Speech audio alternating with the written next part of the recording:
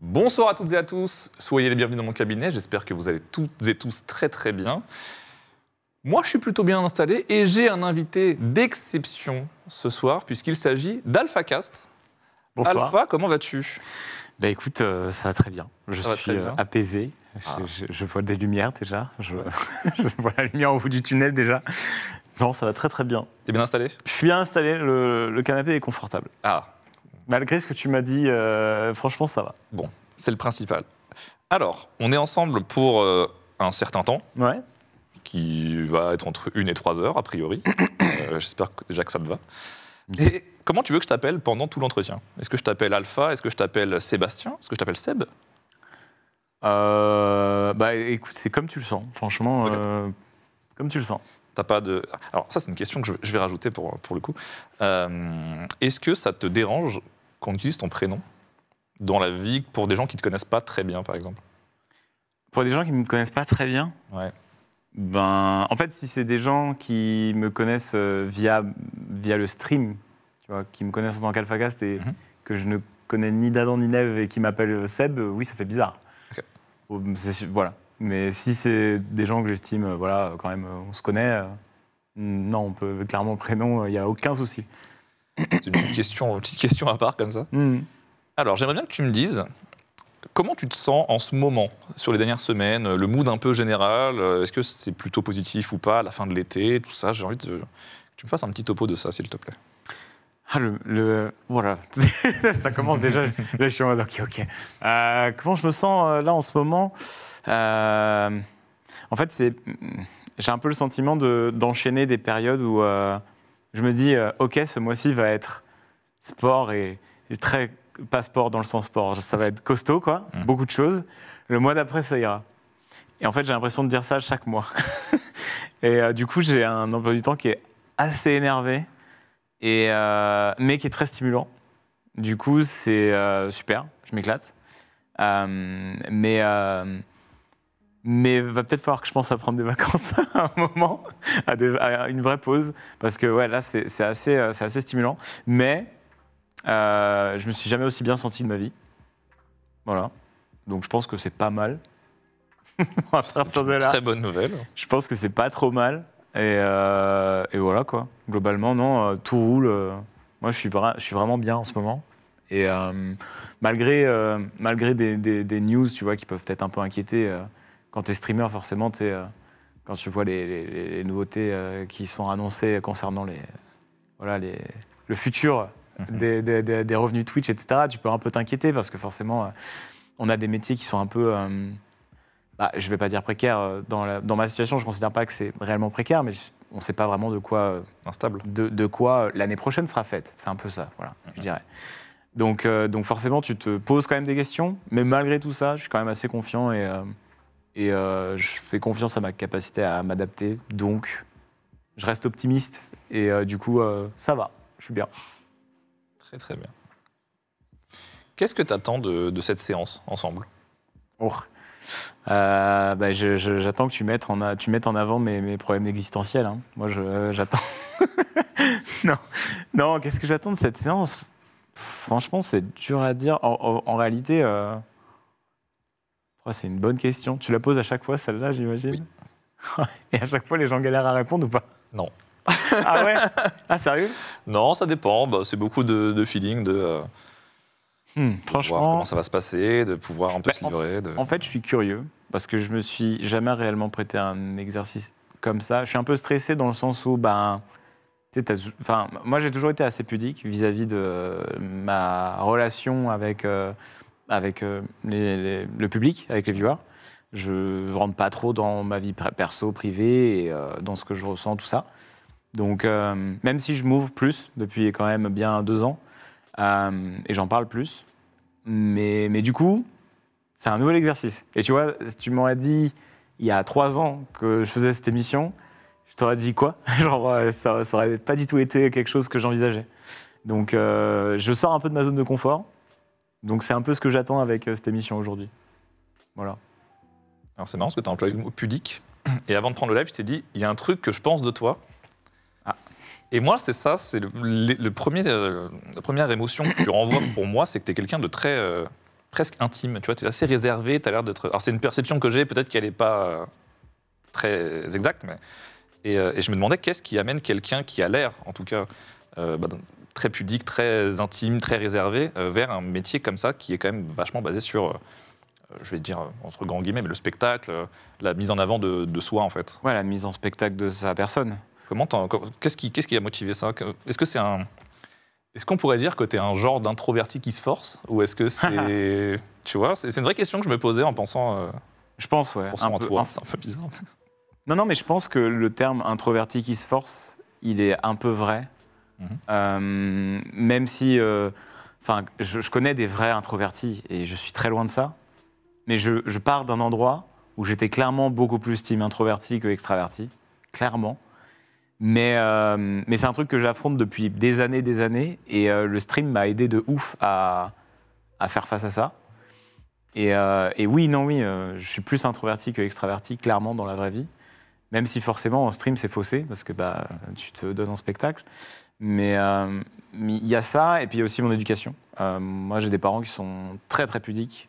Le vivons cachés, vivons heureux. Et donc forcément, quand j'ai commencé à faire ce que je faisais, ça leur a fait bizarre. Coucou à eux, hein, s'ils regardent.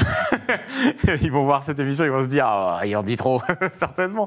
Mais oui, mon éducation fait que je suis très pudique. Et très tôt aussi, dans mon contenu, je me suis dit je suis là pour faire des vidéos sur des jeux vidéo, je suis là pour faire des streams sur des jeux vidéo, je ne suis pas là pour exposer ma vie et ce que je fais. Et ça, c'est ce que je me disais vraiment quand je me suis lancé en 2012-2013. Et en fait, au fur et à mesure, tu te découvres que cette chaîne que tu crées, c'est une plateforme en fait, sur laquelle tu peux évoluer et faire plein de choses différentes qui n'ont rien à voir comparé à il y a des années. Tu vois, genre, moi, quand j'ai commencé, je faisais des casts je commentais des matchs sur Guild Wars 2, tu vois, qui n'avaient même pas d'e-sport. Et je faisais ça. Et aujourd'hui, ça n'a rien à voir ce que je fais aujourd'hui. Tu vois. Donc au final, je viens d'une ligne éditoriale où je me disais, on va être très très pudique et le contenu avant tout et ma personne après. Voilà. Très bien. C'est quoi ton rapport avec le silence? Si là on arrête de parler pendant 2 minutes, qu'est-ce qui se passe dans ta tête? En live, c'est problématique. Okay. Pourquoi? En fait, en live, je trouve que c'est problématique parce que je me mets toujours à la place de quelqu'un qui vient de débarquer. Et il doit se dire, mais qu'est-ce qu'ils foutent? Ils sont chelous, là, les deux, là. Pourquoi ils parlent? Mais est-ce que c'est pas quelque chose d'intriguant, justement? Ah ouais, c'est intriguant. Ça peut être sympa. Je peux comprendre. Pour le live, je dirais que c'est délicat. C'est pas vraiment un truc avec lequel je suis à l'aise. Par contre, dans la vie de tous les jours, moi, je trouve que c'est important de pouvoir partager des bons silences avec tes proches. Genre, c'est important d'être serein avec le fait qu'il se passe rien, tu vois. Genre, et que t'es pas tu vois, à habiller le moment. Et pour moi, c'est important. Donc, mon rapport avec le silence, je suis quelqu'un d'assez solitaire aussi, donc le silence, ouais, régulièrement, on est ensemble, quoi. Et du coup, j'ai pas tu sais, j'ai pas ce besoin d'être constamment stimulé et d'être constamment... et j'ai pas cette peur de me retrouver vraiment dans le silence complet, quoi. Au contraire, ça va plutôt m'apaiser et me permettre d'avoir les idées claires. Donc, non, mon rapport avec le silence, je le décrirais comme ça. Je sais pas. J'y avais jamais réellement pensé. Ça me pose des questions terribles. On va explorer des choses, c'est intéressant. Ah ouais. Non, mais c'est juste parce qu'il risque d'en avoir quelques-uns pendant nos échanges, donc ne panique pas si jamais. Voilà. Mais je pense que c'est vraiment important de pouvoir être à l'aise avec le fait qu'il y ait un silence dans un moment avec quelqu'un, tu vois, genre qu'il y ait un silence comme ça, et que juste pour les deux personnes, on s'en fout en fait, parce que sur le moment il n'y a rien à dire et voilà. C'est important de pouvoir... c'est important que ça se passe sans même que tu y penses, tu vois, que ça te gêne. Voilà. Ça montre que, en fait, il y a un bon flow qui passe, tu vois. Très bien.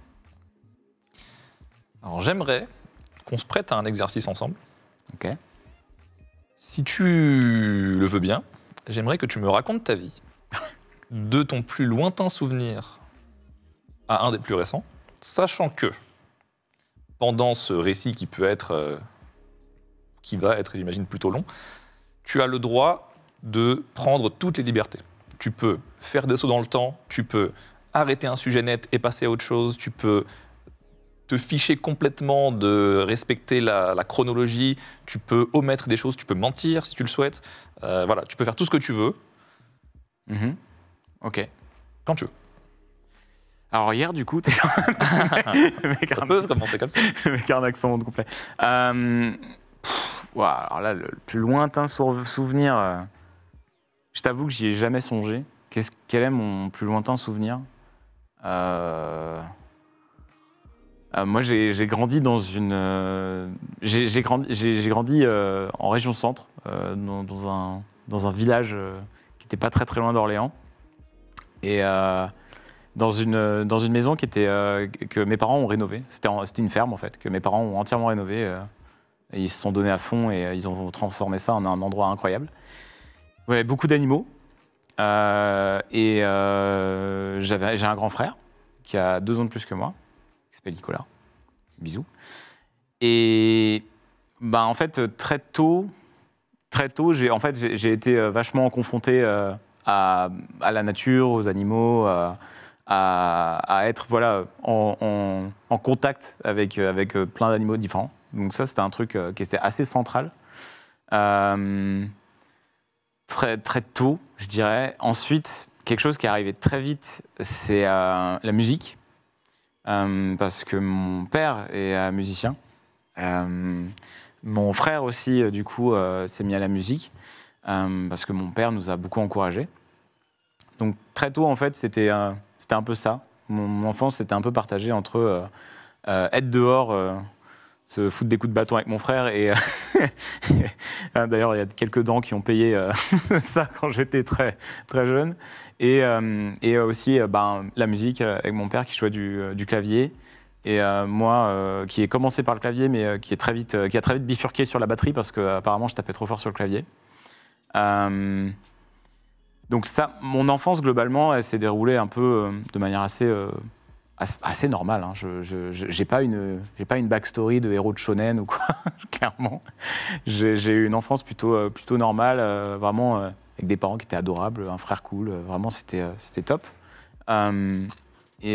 Ensuite est arrivé les jeux vidéo. Donc là, ça a été une bataille. Ça a été une bataille parce que, en gros, moi, mes cousins nous ont un peu fait découvrir ça avec des jeux comme GTA, Half-Life, etc. Et moi, direct, ça m'a intrigué, forcément. En plus, les potes à l'école étaient à fond dessus. Donc, moi, j'étais vraiment attiré par ça. Mais il y avait une forte opposition du côté des parents. Très, très, très, très forte opposition. Et mon frère aussi était intégré, ça lui plaisait beaucoup. Donc, nous deux, on était vraiment intrigués. Les parents étaient vraiment opposés. Donc, ça a été compliqué. On n'a jamais eu de console. Moi, la seule console que j'ai eue, c'était une Game Boy Color. Que ma grand-mère a réussi à me mettre en contrebande, quoi, à me faire passer pour un anime en contrebande. Mais du coup, la technique, ça a été, notamment, je crois qu'on devait être en 98, donc je devais avoir 99 peut-être, je devais pas loin de mes 10 ans. On a réussi un peu, ou peut-être un peu après mes 10 ans, je sais plus. On a réussi à négo pour la musique, parce que pour la musique, pour faire l'enregistrement de musique, il faut un ordinateur. C'était important. Donc ça a été la technique d'arriver à faire négocier à notre père un ordinateur pour la musique et puis pour imprimer des documents aussi, c'est très important. Et puis tiens, Age of Empires 2, c'est pas mal aussi, on peut le mettre sur l'ordi. Regarde, on apprend l'histoire. Donc ça a été la technique pour commencer les jeux. Et du coup, moi j'ai commencé à jouer beaucoup, à se partager le PC avec mon frère. Ça, pour le coup, j'ai des gros souvenirs où qu'un PC au début et du coup, on alternait les tours. On jouait à Age of Empires 2, on jouait aussi à tous les Motocross Madness, les jeux de course. Il y avait aussi Midtown Madness, tout ça, vraiment les jeux à l'ancienne PC. Ensuite, il y a eu Half-Life, que j'ai beaucoup dosé. Je n'avais pas Internet du tout, je l'ai eu tard aussi, Internet. Mais en gros, ça c'est des gros souvenirs où, en gros, ça se bagarrait entre les jeux, dehors pour aider à l'entretien du jardin parce que le jardin était très très énervé et du coup en permanence il y avait besoin d'aide le week-end pour traîner des branches, pour tailler des haies et tout. Moi j'esquivais ça tout le temps. Et la musique aussi, qui avait vraiment une place hyper importante. Ensuite, dans les souvenirs, si on avance un peu, il y a l'école, le collège, le lycée, tout ça. Je pense que je vais un peu grouper ça. Moi, c'était pas hyper... c'était pas ouf. C'était pas ouf. J'ai beaucoup de potes qui me parlent de cette période lycée, au collège, quoi, comme que c'était trop bien, machin. Moi, c'est pas dingue, parce que, comme on en parlait tout à l'heure, j'étais un peu introverti, même si j'étais rigolo. Moi, j'étais le gros rigolo, un peu. Enfin, j'étais pas gros, j'étais bien portant, quoi. J'étais bien portant, gentil, rigolo. Voilà, c'était ce qui me caractérisait. Et du coup, moi, j'avais un peu ce statut, sans pour autant que ça me branche des masses. C'était un peu, voilà, j'étais dans cette catégorie. Et forcément, quand j'ai été à l'école, les commentaires sur le poids et tout, ça, c'est des trucs qui m'ont suivi. Hein. On est des milliers à subir ça. Et c'est des trucs qui te forgent, forcément. Parce que quand on parle de ton physique et qu'on te critique là-dessus... c'est des trucs qui résonnent. Hein. Quand t'es gamin, t'es fragile et ça t'assomme fort et ça te tracasse beaucoup. Donc je suis passé par là. C'était relou. Mais j'avais beaucoup d'autodérision et j'arrivais à souvent un peu d'un revers balayer ce genre de commentaires. Mais ça me travaillait quand même beaucoup. Et du coup, ouais, j'étais pas hyper à l'aise quand j'étais à l'école. Niveau des notes et tout, je m'en sortais assez bien. C'est-à-dire que je bossais pas trop à la maison. J'étais plus occupé à faire autre chose à la maison qu'à bosser, faire les devoirs, etc. Mais j'écoutais beaucoup en classe. Donc en fait, j'avais des notes dans les 14, dans les 12-14 tout le temps. Et systématiquement, les appréciations des profs, c'était soit des encouragements, soit rien, soit manque d'approfondissement. Voilà, systématiquement, c'était ça. Je m'en sortais avec le minimum et juste avec ma jugeote, j'arrivais à avancer comme ça et à pas redoubler. Et du coup, ça s'est passé comme ça, où voilà, en gros, toute ma scolarité, j'avais pas énormément de potes, mais quelques bons amis comme ça. Et ouais, j'étais un peu introverti, du coup, bon. Ouais, c'était pas le moment où c'est devenu fun, quoi, la vie.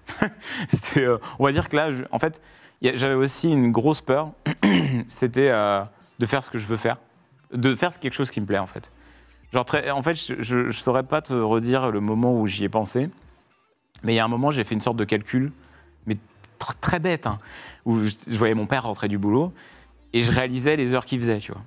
Et je me disais, ah ouais, mais du coup, il passe quand même beaucoup de temps au travail.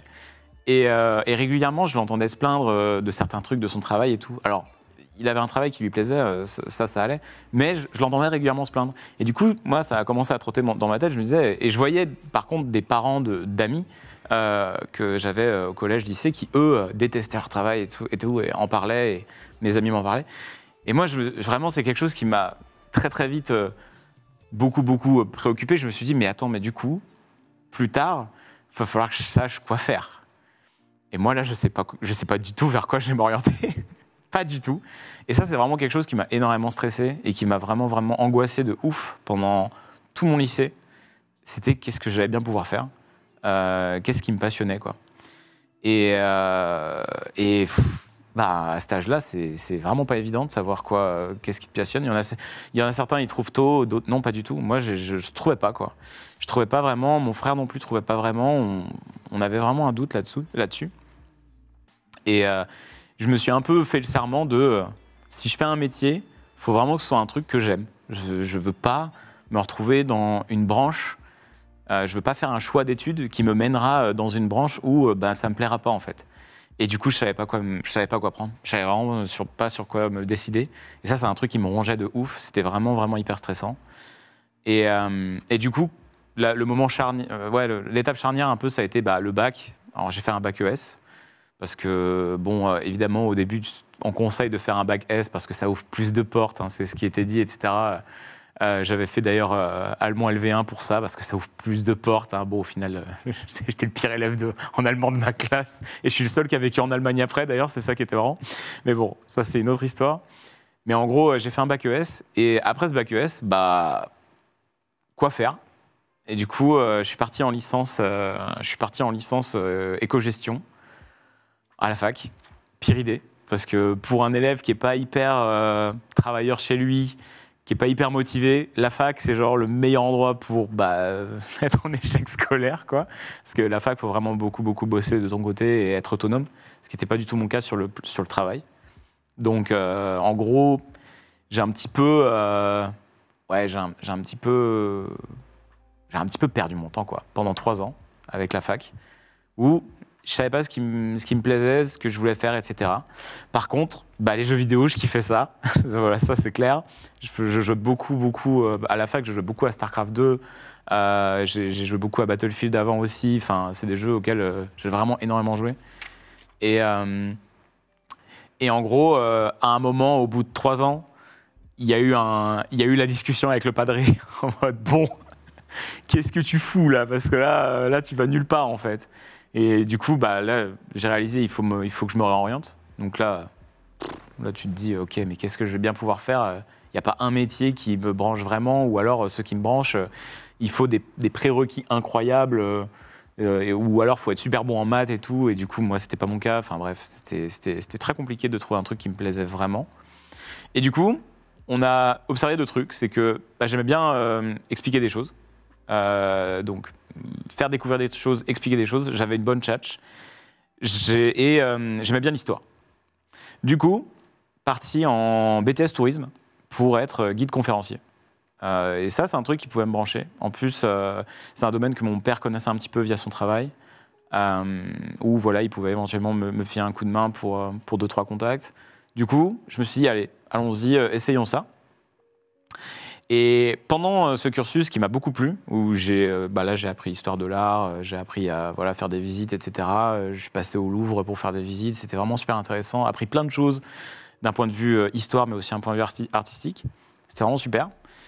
Et en fait, au même moment, je me suis mis en tête, j'ai découvert... alors c'est marrant parce que du coup, on n'est pas loin de là où un peu tout a commencé. J'ai découvert en fait les vidéos de Ponfétude et de Chips et Noix, qui étaient vraiment les premiers commentateurs e-sport. Et je trouve ça trop bien, le fait de commenter des matchs de jeux vidéo. Je trouve ça trop cool comme idée. Et je me disais, mais moi je peux faire ça. Moi je peux trop faire ça, je sens que c'est un truc qui me plairait de ouf. Et du coup je me suis dit, vas-y, je vais essayer de lancer une chaîne où je vais faire ça, mais sur un autre jeu qui va sortir. Parce que je voyais bien en fait que... Ça, c'est un truc sur lequel j'étais pas mauvais. C'était que dès qu'il y a un jeu qui sortait, j'étais le premier à engrainer tous les potes. J'étais vraiment le premier à engrainer tous les potes en vocal, leur dire « Ouais, ça a l'air trop bien, venez, on se fait une soirée dessus et tout, prenez le jeu. » Et une semaine plus tard, plus personne joue au jeu. Donc tout le monde m'insultait très souvent là-dessus. Mais j'étais... en fait, j'arrivais à bien être hype et à prendre vraiment un plaisir de ouf sur des jeux qui sortaient en fait. Et en fait, il y avait Guild Wars 2 qui allait sortir. Et Guild Wars 1, j'y avais un peu joué, mais Guild Wars 2, il m'intriguait de ouf. Et il y avait beaucoup de gens qui l'attendaient énormément. Et je me suis dit, en réalité, ils ont l'air d'orienter beaucoup Guild Wars 2 sur aussi du PVP, comme le 1. Donc, faire des commentaires de matchs PVP, ça pourrait être cool, on peut essayer. Et du coup, je me suis mis à faire cette chaîne YouTube. Et ça a plutôt bien marché parce qu'en fait, j'ai vraiment beaucoup bossé mes vidéos en m'inspirant notamment de noms que vous connaissez aujourd'hui, donc la chaîne DMX, donc Dash, Max et Xari, qui faisait des vidéos sur Dota 2. Ils faisaient des guides avec notamment Max qui posait sa voix, Dash qui travaillait sur, je crois, le script. Enfin, ils bossaient tous les 3 sur cette chaîne et ils faisaient du super bon contenu. Et j'avais vu leurs vidéos sur les héros de Dota 2 et je m'étais dit, mais moi j'aimerais bien faire un contenu de ce type un peu, mais sur les classes de Guild Wars 2. Et j'ai commencé à faire ça.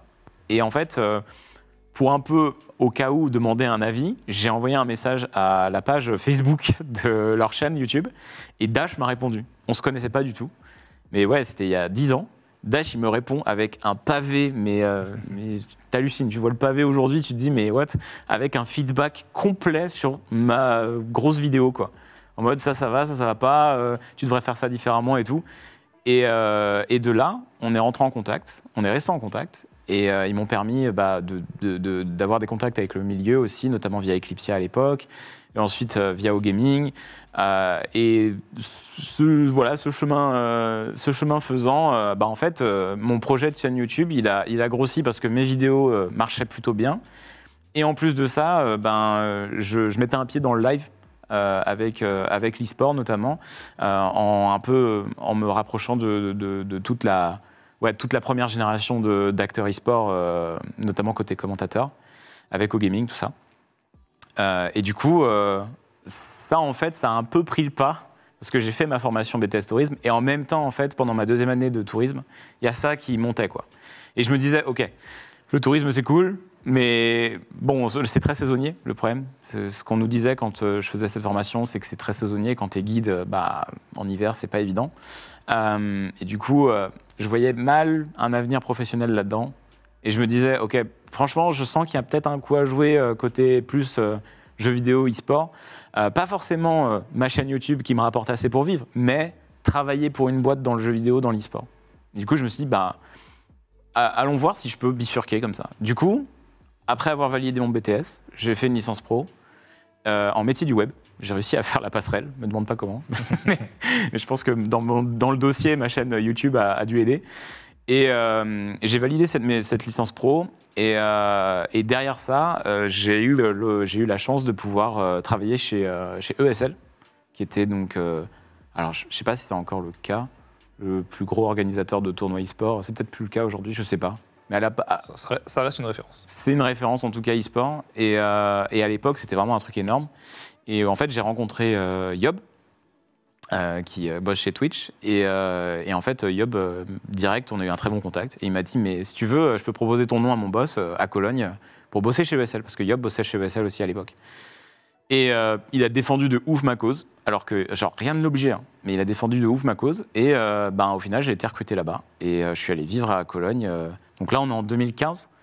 Donc ouais, en gros... entre 2012 et 2015, c'est le moment où vraiment j'ai réalisé que c'est le métier qui me plaisait. Et du coup, personnellement, vraiment sur le point épanouissement personnel, c'est là où je me suis dit, ah ça y est, j'ai trouvé un truc où je sais que je veux bosser dedans et ça va me plaire. Alors, évidemment, ça ne va pas toujours tout être rose, ça ne va pas être parfait, mais je sais que c'est le domaine qui me plaît, je suis à l'aise. Et en plus, j'ai un pied dedans, je connais des gens. Donc, let's go. Et ça me permettait... Enfin, ça m'a enlevé un poids, mais de fou. Parce que ce poids, je l'ai traîné avec moi jusqu'à ce que je vois... jusqu'à ce que je commence un peu à travailler avec des acteurs du milieu, tu vois. Et du coup, ça m'a vraiment libéré de ouf. Et ouais, après ça, 2015... là, je travaille chez ESL à Cologne. Et en même temps, je fais ma chaîne YouTube. Je continue de la développer beaucoup. Ce qu'il faut savoir, c'est qu'en fait, à côté de tout le truc e-sport que je développais, notamment via les lives et les collabs avec les acteurs e-sport, je travaillais beaucoup ma chaîne YouTube. Et en fait, j'ai arrêté Guild Wars 2 quand même assez vite. Le jeu m'a lassé assez vite, en fait. Et après, je suis parti j'ai eu une phase un peu avide où j'ai fait un peu de Battlefield, un peu de Titanfall, où il n'y avait pas grand monde, mais j'aimais beaucoup ces jeux, du coup, j'en ai fait. Et après, j'ai fait du Star Citizen. Alors... Bon, il y a quelqu'un qui est passé dans ce canapé aussi, qui en a beaucoup parlé de Star Citizen. Ok, oui. Et en fait, j'ai été un des premiers en France à faire beaucoup de Star Citizen, à vraiment faire des vidéos hyper bossées dessus, parce que le jeu me faisait rêver. Et du coup, je me suis mis à faire des vidéos comme si je présentais des vaisseaux, comme s'ils existaient, alors que c'était des concept art, quoi. Et du coup, j'ai fait plein de vidéos sur le jeu. Et très vite, en fait, vu que le projet faisait rêver, les gens voulaient se renseigner dessus en français. Et donc, ma chaîne a eu un bon second souffle. Et d'ailleurs, JDG a quand même mis un bon gros coup de boost à ma chaîne à un moment en parlant de mes vidéos. Il m'avait appelé, je crois, le Dominique Chapat de Star Citizen, en mode turbo. Bref, un délire. Et du coup, ma chaîne a un peu continué d'augmenter avec ça. Et puis ensuite, j'ai vu Overwatch. Et j'ai vu l'annonce Overwatch à la BlizzCon. Et là, il s'est passé un truc trop bizarre dans le milieu gaming français, le milieu créateur de contenu français, c'est que Overwatch a été annoncé, et genre j'ai été le seul à faire masse contenu sur le jeu avant sa sortie, à faire plein de vidéos détaillées, à décortiquer tout. Je voyais les Américains faire ça aussi, mais en France, j'ai été le seul. Et je me suis dit, mais c'est fou que personne d'autre voit que ce jeu va hyper de ouf. Alors, quand je dis ça, je suis sûr les gens vont rigoler. J'ai entendu tousser en réplique. Mais je veux dire, il faut dire ce qui est, Overwatch a hypé de ouf. Après, c'était en 2016.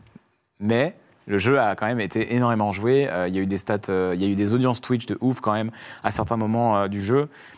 Et le jeu a quand même un univers qui attire de ouf. Donc moi en fait quand j'ai vu ça, je me suis dit mais c'est Blizzard. Moi j'adore les FPS. J'avais beaucoup joué à des arena shooters notamment après ma phase sur Age of et Half-Life et tout. Je fais beaucoup de Tribes et de Unreal Tournament.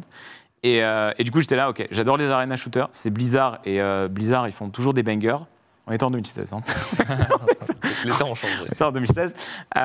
Et en plus, ça va être e-sport probablement. Et si je peux commenter des compétitions de Overwatch, mais alors c'est parfait, quoi. Vraiment, le truc était taillé pour me plaire. Et du coup, je me suis lancé à fond dessus. Et en fait, dès 2015, ouais, j'ai vraiment commencé. Je crois que c'est la BlizzCon 2014 où ils ont annoncé Overwatch. Et j'ai dû commencer à faire mes premières vidéos, ouais, du coup, deuxième moitié de 2014. Et 2015, j'ai fait beaucoup de contenu du coup en amont, où vraiment je regardais la moindre vidéo de gameplay, et tu sais, je regardais les cooldowns des spells dès que le joueur les utilisait, et du coup, je décrivais plein de choses, les valeurs de dégâts, je regardais les barres de PV sur des vidéos où ça pixelisait et tout, enfin laisse tomber, comme je me prenais la tête. Mais au moins, j'avais beaucoup d'infos qui sortaient un peu de nulle part, mais qui étaient juste analysées de ces vidéos-là. Et du coup, mes vidéos ont quand même pas mal intrigué et bien marché. Et ensuite, quand Overwatch est sorti en bêta en fin 2015, là, ma chaîne a clairement explosé. Mais je continuais à travailler chez ESL. Et du coup, là, 2016, ça a été une année qui était où je ne sais pas trop comment j'ai passé cette année. Parce que, en gros, donc, j'étais à Cologne. Je travaillais chez ESL à plein temps. Je faisais 3 à 4 streams par semaine. 3 à 4 vidéos par semaine. J'avais une copine aussi au même moment. Bref, il y avait beaucoup de choses en même temps à gérer. Et ça a été une période hyper stimulante d'un point de vue création et d'un point de vue juste tout ce qui se passait dans ma vie parce que ma chaîne explosait, tout le monde était ultra chaud, le jeu était en passe de sortir, le jeu est sorti en mai 2016 je crois. Donc c'était une effervescence de fou, mais j'ai pris... en fait, en 2015, quand je suis arrivé à Cologne, je devais être dans les 105 kilos, 104 kilos. Fin 2017, je devais être dans les plus de 130 kilos facile. Et fin 2017, j'étais à 138 kilos. Donc, en fait, j'ai pris énormément de poids parce que je mangeais mon stress. Et en fait, j'étais tellement constamment dans le stress de faire ma prochaine vidéo, faire mon prochain stream, tout gérer. Ça m'a... Franchement, j'ai frôlé le burn-out. J'ai vraiment frôlé le burn-out à ce moment-là. Ça ne s'est pas vraiment vu. Parce que j'ai vraiment mis ça de côté et comme je te dis, je mange mon stress en fait. Vraiment quand je suis sous pression de ouf, enfin en tout cas c'était comme ça que je fonctionnais avant. Quand j'étais sous pression de ouf, je mangeais, et en plus j'avais une cuisine microscopique dans mon appart. Je me faisais jamais à manger, je faisais que commander. Les fameux pizza Brötchen, hein, ça c'est vraiment le démon. Hein. Si vous êtes en Allemagne, essayez les pizza Brötchen, c'est un enfer. Je mangeais que ça, c'était un cauchemar. Et bref, du coup, ça a été, voilà, 2016, ça a été une année charnière, mais en fait, sur le point de vue pro, c'était incroyable. Sur le point de vue perso et santé, c'était déplorable. Donc, voilà, you win some, you lose some. Mais là, clairement, 2016, ça a été un peu la recherche d'équilibre, parce que, ouais, avec ce... Enfin, je pense qu'il y a toujours un moment comme ça dans la carrière d'un créateur de contenu qui, tu sais, d'un coup explose. Il y a un peu ce moment où il y a tout qui est hyper. Il y a tout qui est hyper et genre c'est compliqué. C'est très compliqué à gérer et ça déstabilise. Enfin, j'ai beaucoup de proches dans le milieu qui ont eu des phases extrêmement compliquées juste après un pic d'audience où ils ont percé, entre guillemets.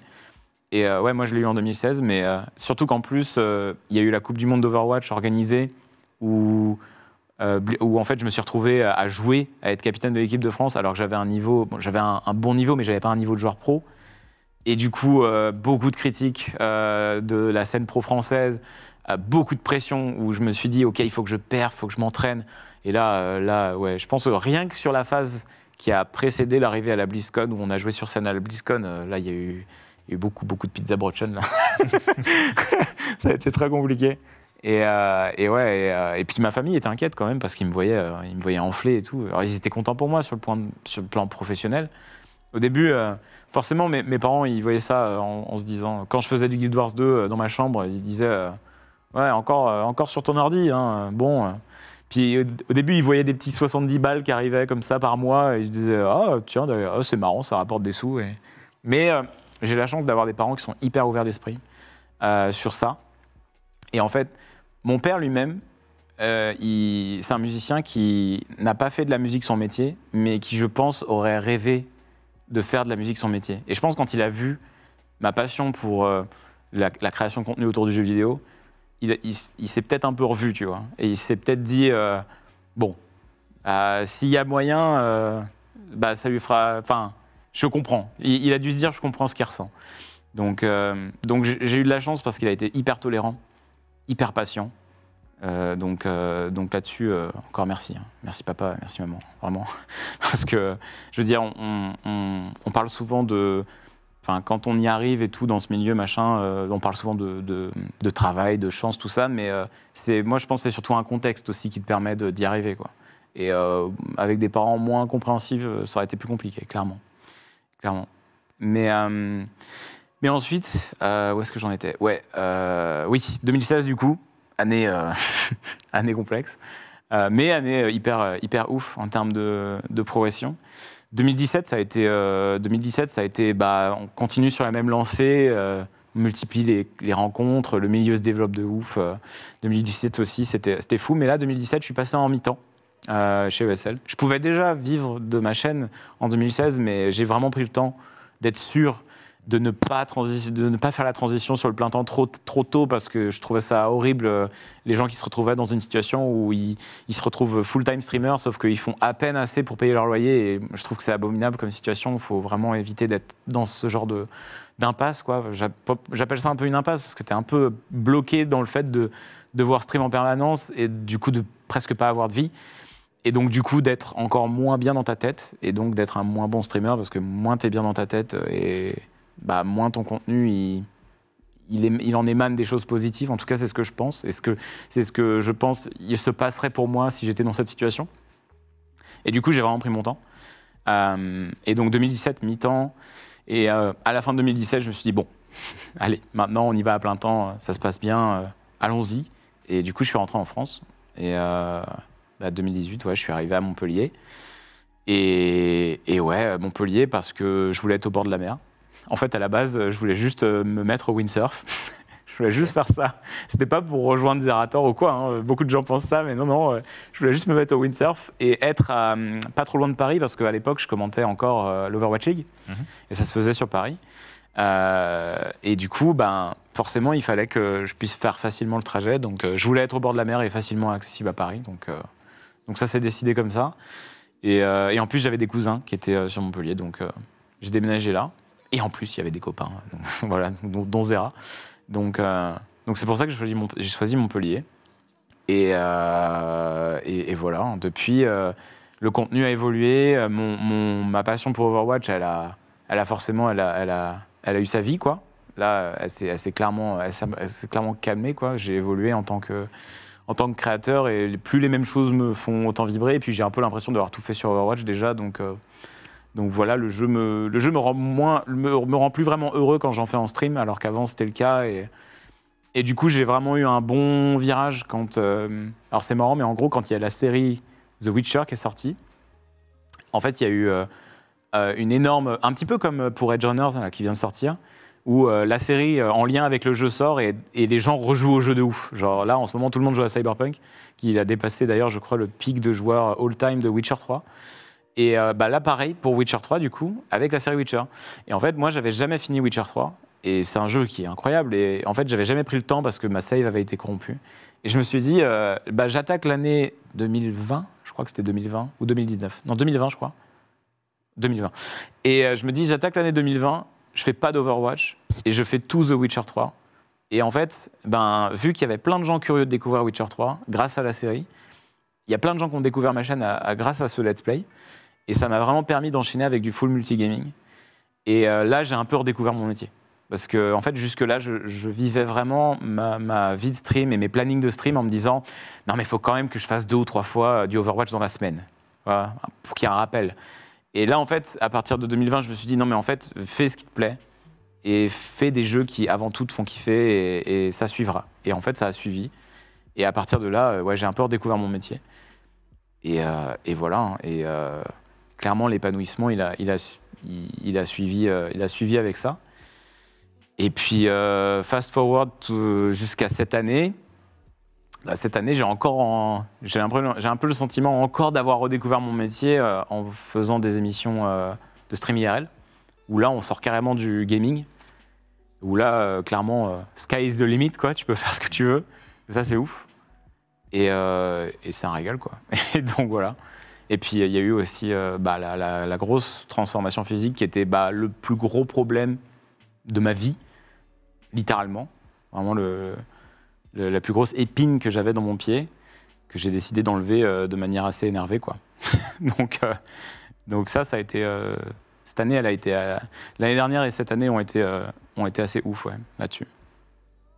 Donc voilà. T'as un peu survolé les derniers points. J'ai un peu survolé les derniers points, ouais, parce que... Mais je vais me permettre de revenir un peu dessus, si tu veux bien. J'ai un peu accéléré, j'avais l'impression de faire chaque année, chaque année, je me suis dit, oula. Non, mais après, chacun peut avoir sa manière de se retrouver un peu, de se raccrocher à des ancrages dans le temps, tu vois. Et on voit que pour toi, il y a vraiment c'est vraiment les années, en fait. C'est vraiment, t'as des arcs, en fait, qui sont datés, quoi. Il y a clairement une vie... En fait, tu sais, on vit plusieurs vies à chaque fois. Et en fait, il y a vraiment 2015 où, tu sais, je pars de France, je fais mon premier job, et en plus, ma chaîne explose. Et en fait, c'est à partir... Moi, j'estime que... C'est un peu terrible de dire ça comme ça, mais j'estime que j'ai commencé à vivre ma vie vraiment là. Tu vois ? Ouais. J'estime que j'ai réellement commencé à faire ce que je voulais faire et à vivre ma vie un peu comme je l'entendais à ce moment-là, en fait. Alors, et ça inclut les mauvais choix, ça inclut les bons choix, ça inclut tout. Tu vois.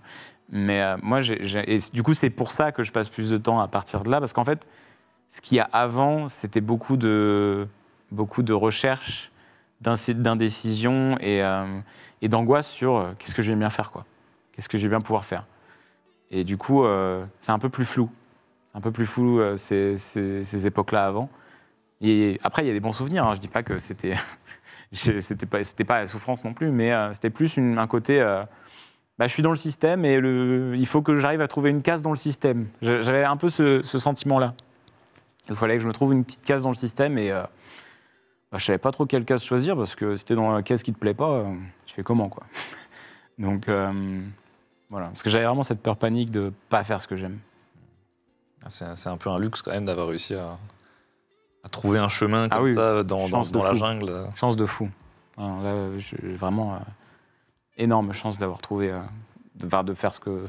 C'est ouais. Là-dessus, le karma a été vraiment de mon côté pour ça. Alors, tu m'as parlé un peu d'émissions extraordinaires, etc. Tout ce cadre-là, sortir un peu de chez toi, on va dire, pour le travail aussi.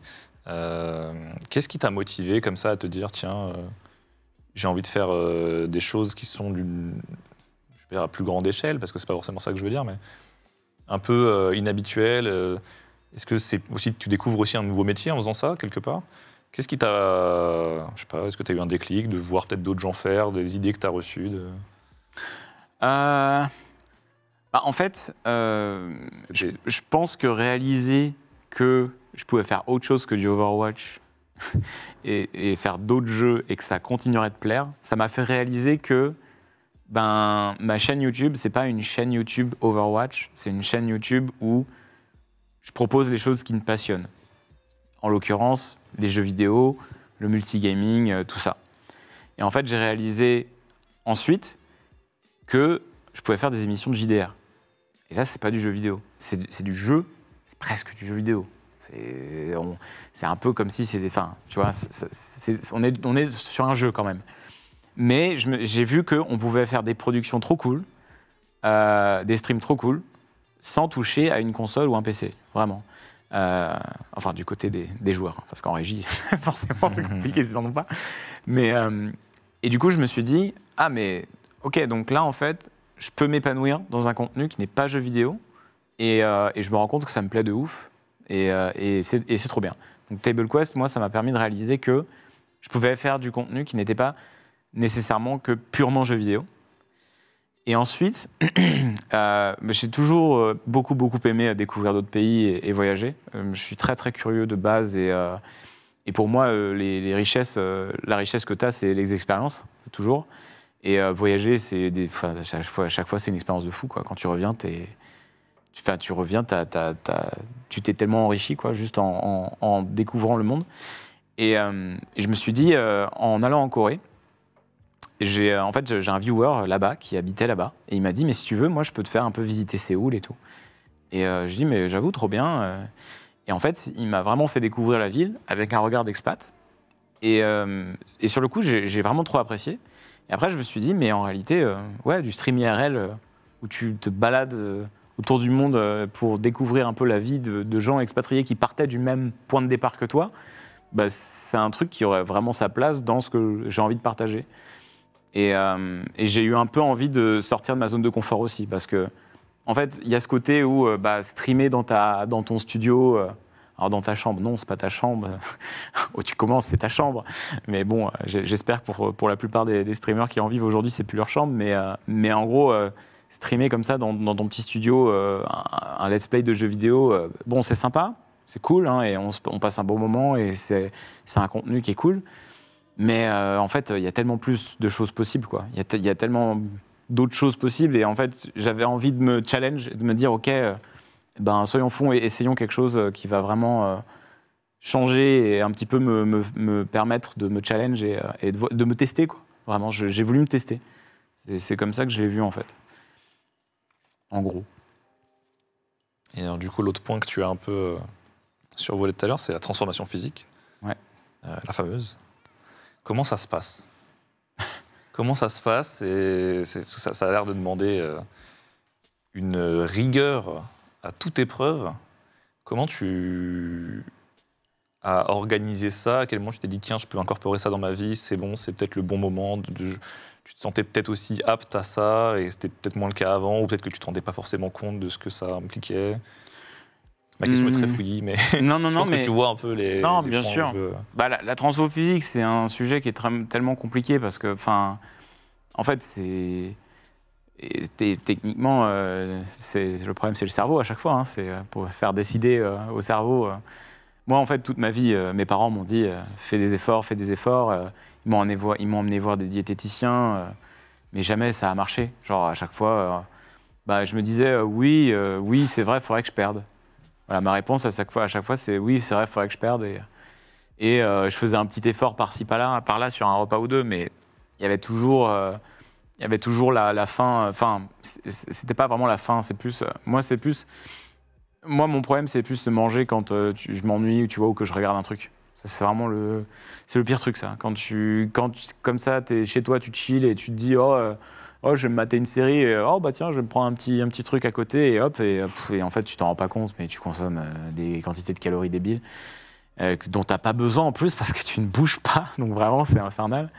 Et du coup, j'ai vraiment eu ça, mais ouais, toute ma vie. J'ai eu des phases où j'ai perdu du poids, vraiment. Notamment en terminale. En terminale, j'avais perdu pas mal de poids. J'avais dû perdre...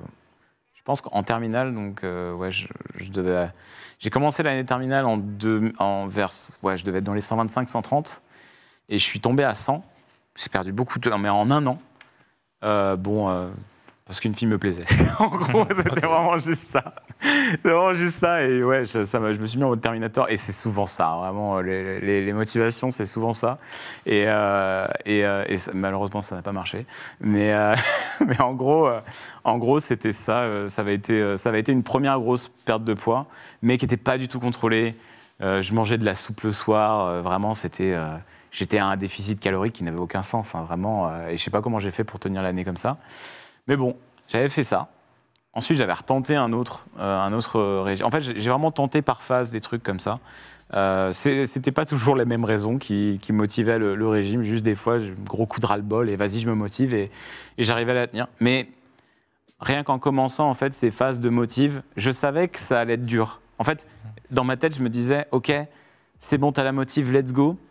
Mais un peu comme quand tu prends de l'élan pour sauter. Tu te dis, oh, je prends vraiment beaucoup d'élan et je vais faire un super saut, mais il retombe après, tu vois. Et c'est ça le problème que j'avais, c'est qu'en fait, j'arrivais à me motiver et à perdre, mais je voyais bien que ça allait pas être, il y avait pas de pérennité avec ce truc, en fait. C'était pas un changement de mode de vie, c'était plus un sursaut de je veux changer, mais qui perd en énergie après. Et j'ai eu plein de fois ça, où du coup, bah, c'est un peu l'effet yo-yo, quoi. Et du coup, ouais, t'arrives pas à sortir de cette condition, c'est hyper dur. Et en fait, il y a un moment, en fait, il y en a ras le cul, quoi. Il y en a un moment dont on a marre, en fait. Et moi, la transfo actuelle, elle a commencé, en fait, elle s'est faite en 2 étapes. Elle a commencé l'année dernière, juste après RPZ.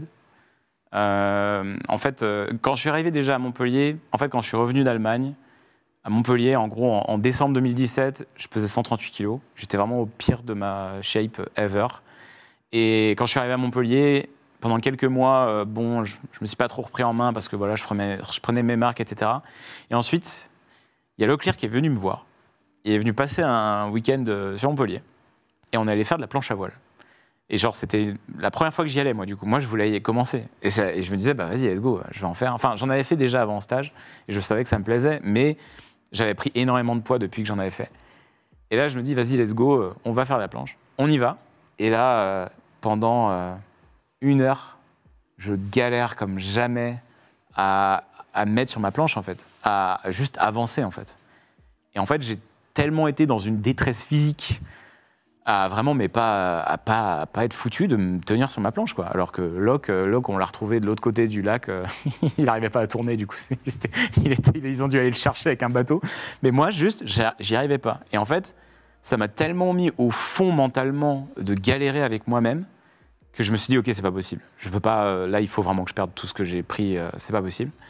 Et donc ça m'a motivé beaucoup sur 2018. Mais un peu comme l'effet du saut dont je te parlais tout à l'heure, c'est un peu retombé. Mais ça a mis du temps à retomber. Et du coup, c'est un peu retombé. Je faisais du jeûne intermittent pour perdre à ce moment-là. Et ça a pas mal marché. Mais j'avais pas encore ce déclic de changement de mode de vie, vraiment. Et du coup, ben, ça s'est un peu stagné. J'ai quand même perdu pas mal de poids. Je suis passé de 138 à 118 en 2018. Mais 2019, mi-2020, 2019-2020, ben, on va dire que la perte de poids, elle était un petit peu en pause, quoi. Et j'avais plus autant le feu de perdre, même si j'avais quand même déjà pas mal perdu. Et j'imagine que je me suis un peu contenté. Je me suis dit, oh, bah, j'ai quand même bien perdu, c'est pas mal. Mais j'étais quand même encore obèse, quoi. Et du coup, bah, j'étais dans ce mood-là. Et du coup, j'ai repris. Je suis remonté jusqu'à 124 en mai 2021, quand il y a eu RPZ. Et là, quand RPZ c'est fini, en fait, RPZ, moi, j'ai no-lifé comme beaucoup. J'ai no-lifé totalement pendant cet événement parce que, bah, juste, moi, ça m'a matrixé le cerveau. Hein. RPZ, c'était terrible. Je vivais ça, je pensais ça, je me couchais, je pensais à ça, c'était infernal. Et je ne sortais pas, je faisais que commander pendant... Vraiment, j'ai eu une hygiène de vie déplorable. Le contenu était ouf et je me suis trop régalé sur RPZ, mais sur le point de vue santé, c'était abominable. Et du coup, quand j'ai fini RPZ, en fait, j'ai eu plusieurs électrochocs en même temps, plusieurs trucs en même temps qui m'ont fait me dire « Vas-y, c'est bon, ça m'énerve, reprends-toi en main ». Et là, je me suis mis à soit faire 10 000 pas, soit faire du vélo tous les jours pour me remettre en forme. Donc j'ai commencé soft, en fait. J'avais pas de diététicienne ou de diététicien ni rien. J'ai commencé comme ça et j'ai perdu... j'ai perdu 10 kilos en 2021 comme ça.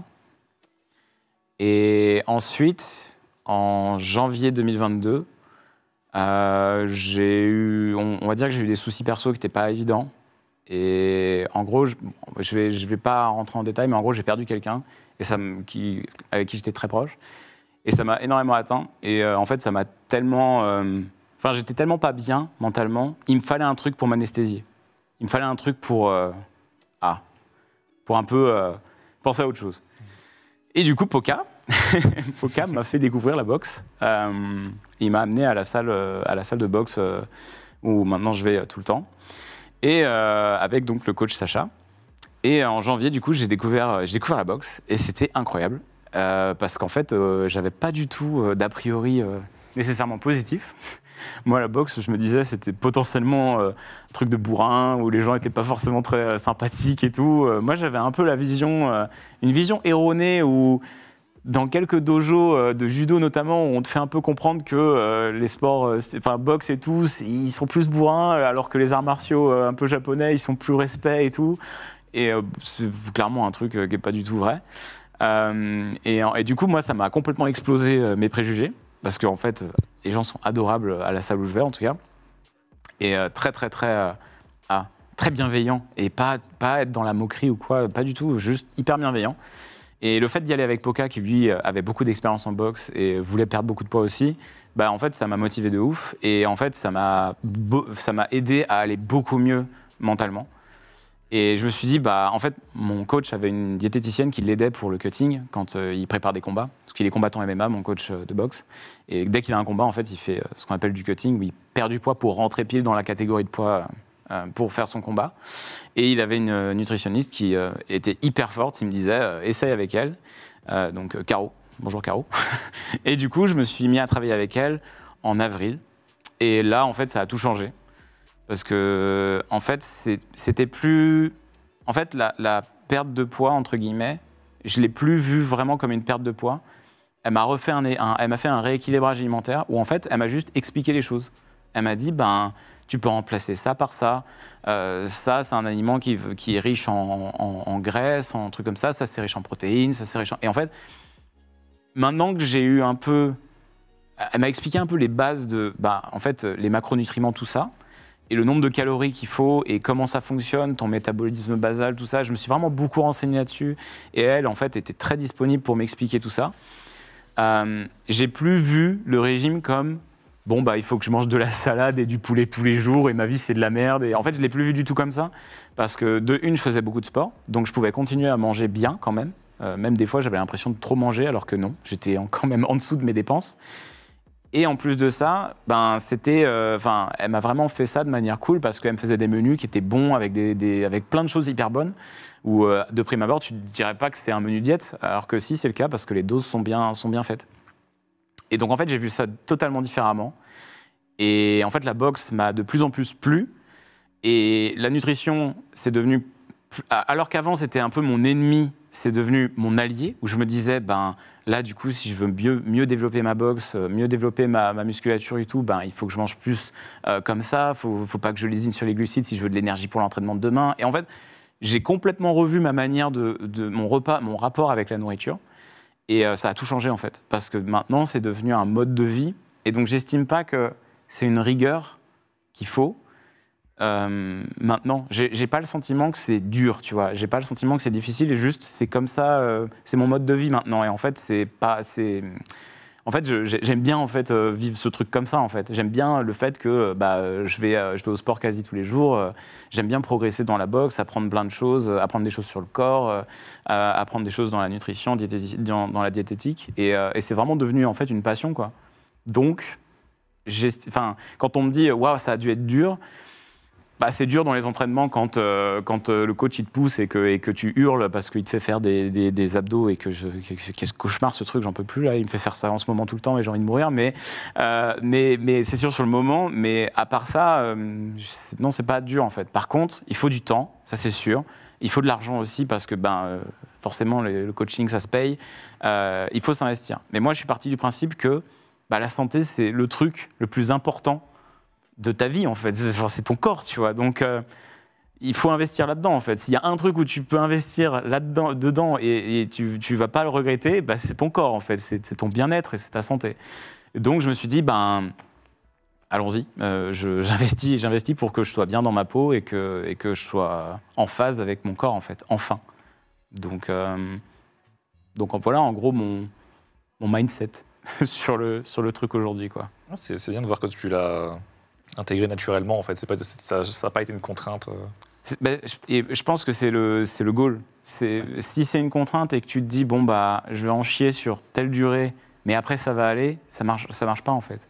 Parce que si tu te dis, bon, bah, je fais attention à comment je mange sur tant de mois, et puis après, ça y est, je suis libéré, ça y est, j'ai perdu mes kilos, bon, bah, j'ai le passif, ne prends plus de gras. Non, en fait. Et si tu réfléchis comme ça, bah, tu feras du yo-yo. Alors que si juste tu apprends à avoir un rapport, juste à connaître ce que tu manges, en fait, à savoir ce que tu manges et à connaître ton corps, comment il fonctionne, bah là, en fait, c'est beaucoup mieux parce que t'as plus l'impression de lutter. T'as l'impression de travailler en équipe avec ton corps en disant, bon, bah, je te mets ça dedans pour que tu travailles bien. Plutôt que, je sais pas trop ce que je mets dedans, j'espère que je vais prendre du poids, oh là là. Tu vois, c'est plus comme ça que je le vois aujourd'hui, en gros. Eh bien, bravo. Bravo aux professionnels qui m'ont carré. Hein. Clairement. Ah bah, Merci à eux. Hein. Caro, Sacha, des bisous. travail d'équipe. Merci à eux. Alors, t'as employé plusieurs fois le mot passion pendant que tu me parlais. Ouais. Il y en a une qu'on a assez peu abordée, j'ai l'impression. Ouais. Et elle se trouve sur la table. Ouais. Je t'ai demandé, comme à tous mes invités, d'amener un objet avec toi. Tout à qui est cher à ton cœur. Tout à fait. Donc, ce sont des baguettes de batteur, si je ne m'abuse. Exactement. C'est les dernières baguettes que j'ai beaucoup utilisées de batterie, des petites Vic Firth, #ad. Ouais, c'est des baguettes de batterie en effet. En fait, pour moi, la musique, c'est un truc qui m'a. En fait, on n'en a pas beaucoup parlé, mais c'est un truc qui se retrouve constamment au centre de ma vie, enfin tous les jours, quoi. Genre, j'écoute la musique tous les jours. Je vois tout avec du rythme. En boxe, je vois le rythme. Genre, je me dis qu'il faut que j'ai un rythme. Quand je fais des vidéos, j'ai beaucoup. Alors, je sais, c'est un peu un truc de. On peut même dire que c'est un truc de boomer aujourd'hui, mais j'aime beaucoup les frag movies. Ok. Les montages, les frag montages, et trucs comme ça. En fait, je trouve qu'il y a une forme artistique qui est très stylée dans les montages, les beaux montages que ce soit frag movie ou juste kill montage sur d'autres jeux. Hein. Tu as des kill montages sur LoL qui sont incroyables aussi. Hein. Et en fait, moi, je me suis toujours régalé à essayer de mettre du rythme dans mes vidéos et dans mes montages. Enfin, je trouve ça génial. Genre, quand je faisais beaucoup de montages sur Overwatch, avant que je travaille beaucoup avec des monteurs, et même après, quand je travaillais avec des monteurs, on bossait aussi beaucoup sur les questions de timing et de rythme. Et quand je faisais des montages moi-même, et que je découvrais un banger, je le mettais sur des montages et je me repassais je me faisais des petits ralentis et tout, et j'aimais trop. Je sais pas, je trouve que c'est assez. Enfin, je trouve ça hyper satisfaisant, quoi. Quelque chose de bien rythmé, qui est bien timé. Et ouais, moi, la batterie, j'en ai fait vraiment longtemps. Et je remercie mon père de m'avoir poussé à en faire. Et en fait, c'est marrant parce que ça arrive à beaucoup de gens, le fait d'être poussé à faire quelque chose par tes parents ou par un proche, alors que tu n'as pas forcément envie. Mais plus tard, tu redécouvres un peu et tu retrouves un peu la passion pour le faire. Et moi, c'est un peu ce qui s'est passé au début. La batterie, ça m'a vraiment beaucoup plu. Et après, c'est retombé, même si mon père me poussait à en faire plus. Et de moi-même, en fait, j'ai eu envie. Et là, je l'ai harcelé pour qu'il me ramène ma batterie électronique chez moi à Montpellier. Et du coup, là, j'en refais régulièrement. Et c'est trop bien parce que j'ai un peu le sentiment de redécouvrir de nouveau. Et ouais, la musique, c'est incroyable. La musique, c'est vraiment un truc de ouf. C'est peut-être... Genre, on a failli faire au Popcorn Festival avec Trivia et Sarah et Zera et le groupe et PV. Malheureusement, moi de mon côté, ça s'est pas fait. Il y a eu des soucis de dernière minute, mais peut-être que dans le futur, on fera quelque chose. Mais il va falloir que je continue de me réentraîner parce que. Le leak. mais il faut que je continue de m'entraîner parce que c'est. Il y a quand même beaucoup qui est parti avec le temps. Et là, je le vois bien. J'ai perdu en vélocité et en technique quand même.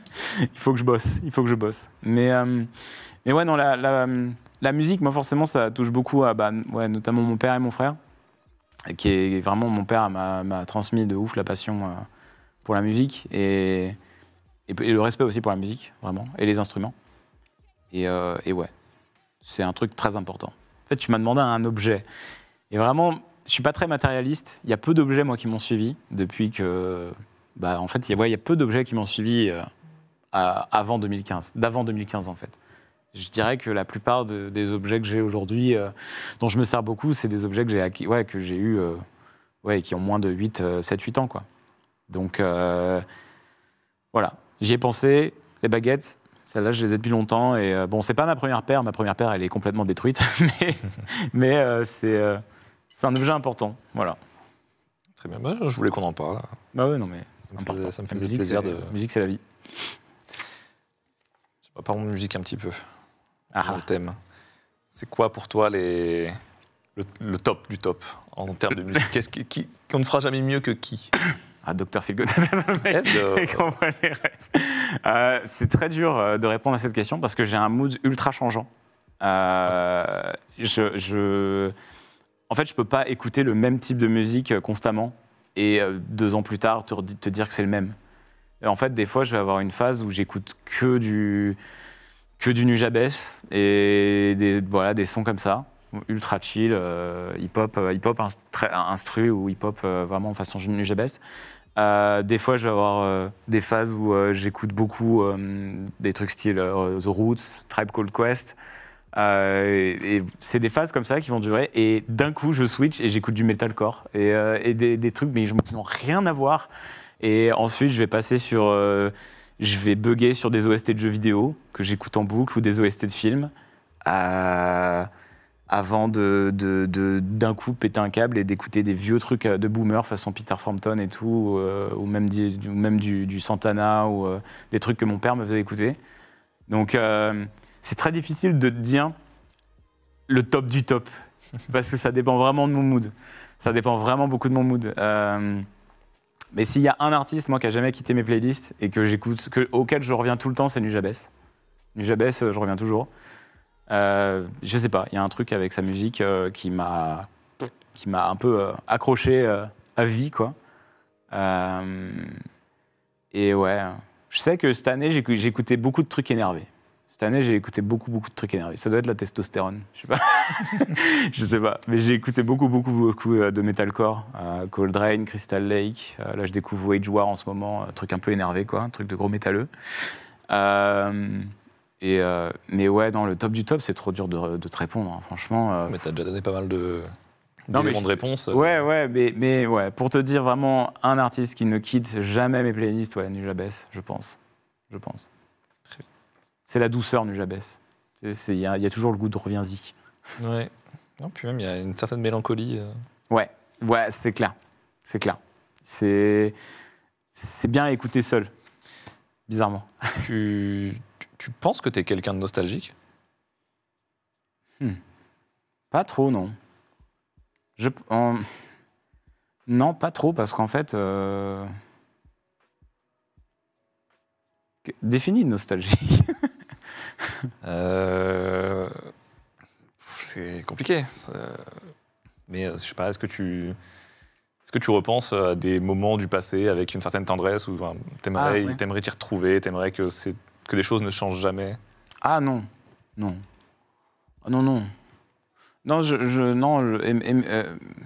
moi je pars du principe que le mieux est à venir. Pour moi, le meilleur est à venir. Je vis avec cette idée constante que j'ai pas encore eu les trucs les plus cool. Je lis beaucoup de gens souvent qui disent que 2016 Overwatch c'était la belle époque, mais non. Bon, pour les raisons que je t'ai écrites, que j'ai failli faire un burn-out, mais non, pour moi c'était pas la belle époque parce que c'était cool et j'ai des très bons souvenirs. Mais je pense que je pourrais encore avoir des trucs encore plus cool à venir. Je pense clairement pas que... Donc c'est pour ça que non, je repense pas souvent trop. Évidemment, tu vois une vieille photo passée, tu te dis, bon, c'est vrai que c'était marrant. Tu repenses un petit peu à ça et tu as des petits flashbacks, quoi. Et c'est sûr que c'est beaucoup de moments très positifs. Notamment quand je vois les photos d'événements Overwatch et tout, c'est des bons souvenirs. Mais non, je me concentre plus sur l'avenir. Moi, je réfléchis toujours à mon prochain mois, en permanence. Alors, mon prochain mois MOIS, mais mon prochain mois MOI aussi. Je pense qu'on peut dire les deux. Mais ouais, qu'est-ce qui va arriver après? Je pense toujours à la suite.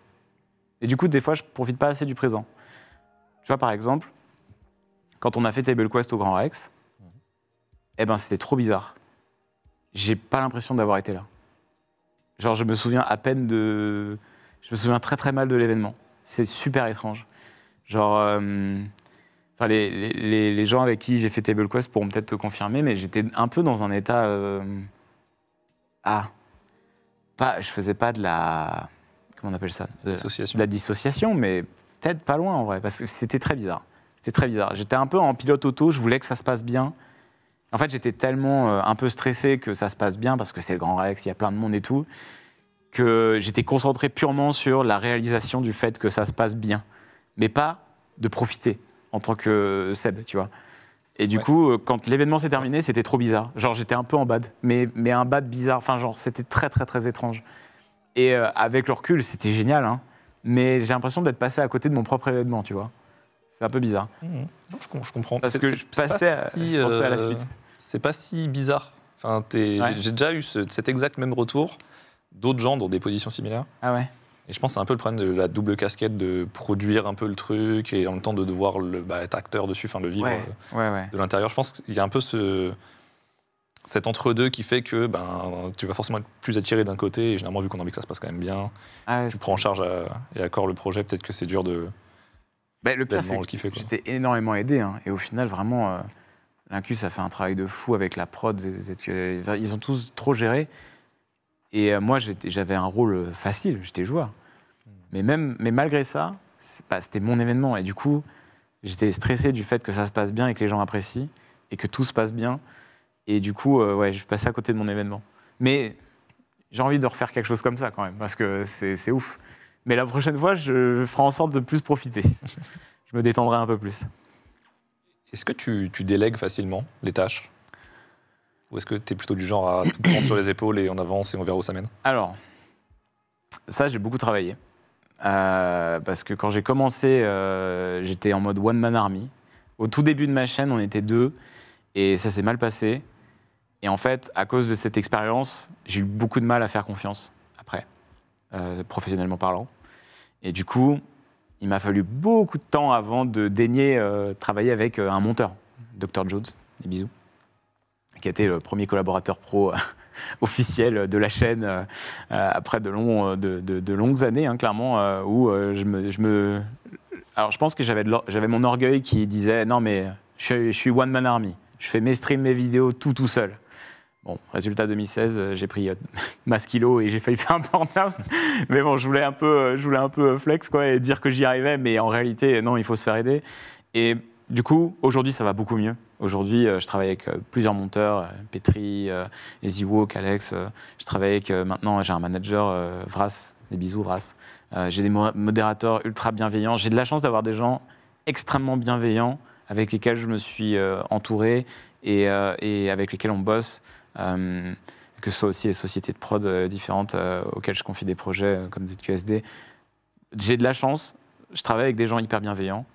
Et du coup, aujourd'hui, j'ai beaucoup moins de problèmes à déléguer. Vraiment beaucoup moins. Parce que tu es obligé au bout d'un moment. Tu es clairement obligé. Je travaille aussi avec mon frère et bon, mon père un peu aussi. Mon père qui surveille un peu de loin, mais il surveille quand même pas mal. Et mon frère qui gère aussi côté administratif. Et sans ça, ce serait mission impossible, clairement. Parce que je ne suis pas du tout organisé. Donc j'ai besoin d'aide. Et non, je délègue assez facilement aujourd'hui. Et je pense même que ma famille dirait que je délègue trop. mais je pense que c'est important de pouvoir déléguer sur les choses vraiment importantes pour se concentrer sur ce qui compte, vraiment. Alors la question n'est pas forcément liée à celle d'avant, mais est-ce que tu te considères comme un bon leader?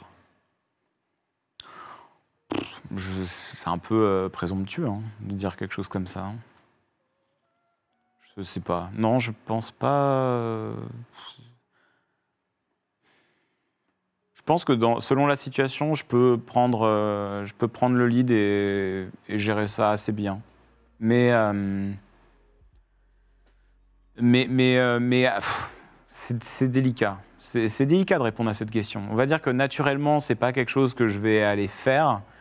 Mais si je vois que personne prend l'initiative et que les gens sont chauds pour m'écouter, ça peut se passer bien, je pense. Voilà.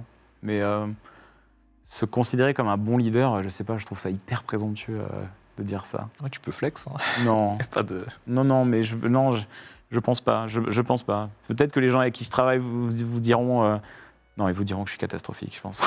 Je sais pas. J'en ai aucune idée. Franchement, c'est dur comme question. C'est difficile. On peut ne pas y répondre, c'est pas grave. C'est très difficile. Je pense que c'est plus une question à poser aux gens avec qui je travaille. C'est eux qui vont. Bien, je le ferai. Me faire défoncer. Non. Est-ce que tu dors bien? Bah ça, tu sais, hein, comme tout le monde, il y a des hauts, des bas. Hein, mais là, depuis quelques temps, ça va. Hein. Moi, ça va bien. Hein, je dors bien. Pas assez, je pense.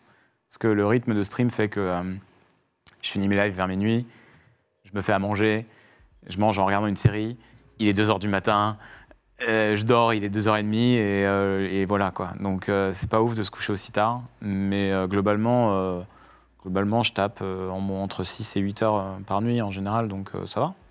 Je pense que je suis sur une petite moyenne de 6h30, 7h. Donc franchement ça va, je dors plutôt bien. Et tu fais des cauchemars? Je rêve pas. Ok. Non. J'ai fait des cauchemars l'année dernière, à répétition. Cauchemar de fin du monde. À répétition. C'était très bizarre. Ok.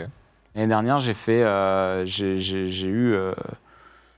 Ouais, l'année dernière, j'ai eu pas mal le Doomsday. Tu sais, le rêve Doomsday, où tu rêves et en fait, tu vis la dernière journée de la Terre et tu vois que l'astéroïde arrive et tout le monde va mourir et c'est horrible et tu te réveilles, t'es en mode ah non, c'est bon. Ça, je l'ai eu beaucoup. C'est pas ouf. Je déconseille. Review 1 étoile. C'est pas ouf. C'est arrivé comme ça d'un coup et c'est reparti d'un coup. Ouais, ça a duré quelques mois. Ok. Et c'est probablement par rapport à ce qui se passait dans ma vie perso, je pense. Mais ouais, tu sais, c'est une signification, les rêves comme ça. Je crois que c'est un bail de changement dans la vie ou perte de repère ou perte d'un proche, un truc comme ça. Enfin, je crois qu'il y a des interprétations sur ça, il me semble. J'avais regardé un peu parce que c'était toujours le même. J'étais là, c'est bon, la Terre elle a explosé 8 fois cette semaine, c'est bon. J'en avais marre à la fin. Mais ouais, c'était un peu relou. Mais sinon, non, je me souviens quasiment pas de mes rêves, non. En général, Sandman, il est plutôt chill avec moi. Alors, quand on a parlé de, on va dire, à compter de ton adolescence jusqu'à maintenant, t'as pas du tout évoqué de souvenirs de fête. C'est quoi ton rapport à la fête? Est-ce que tu aimes faire la fête? Est-ce que c'est quelque chose qui est, Ouais. je sais pas, un moyen de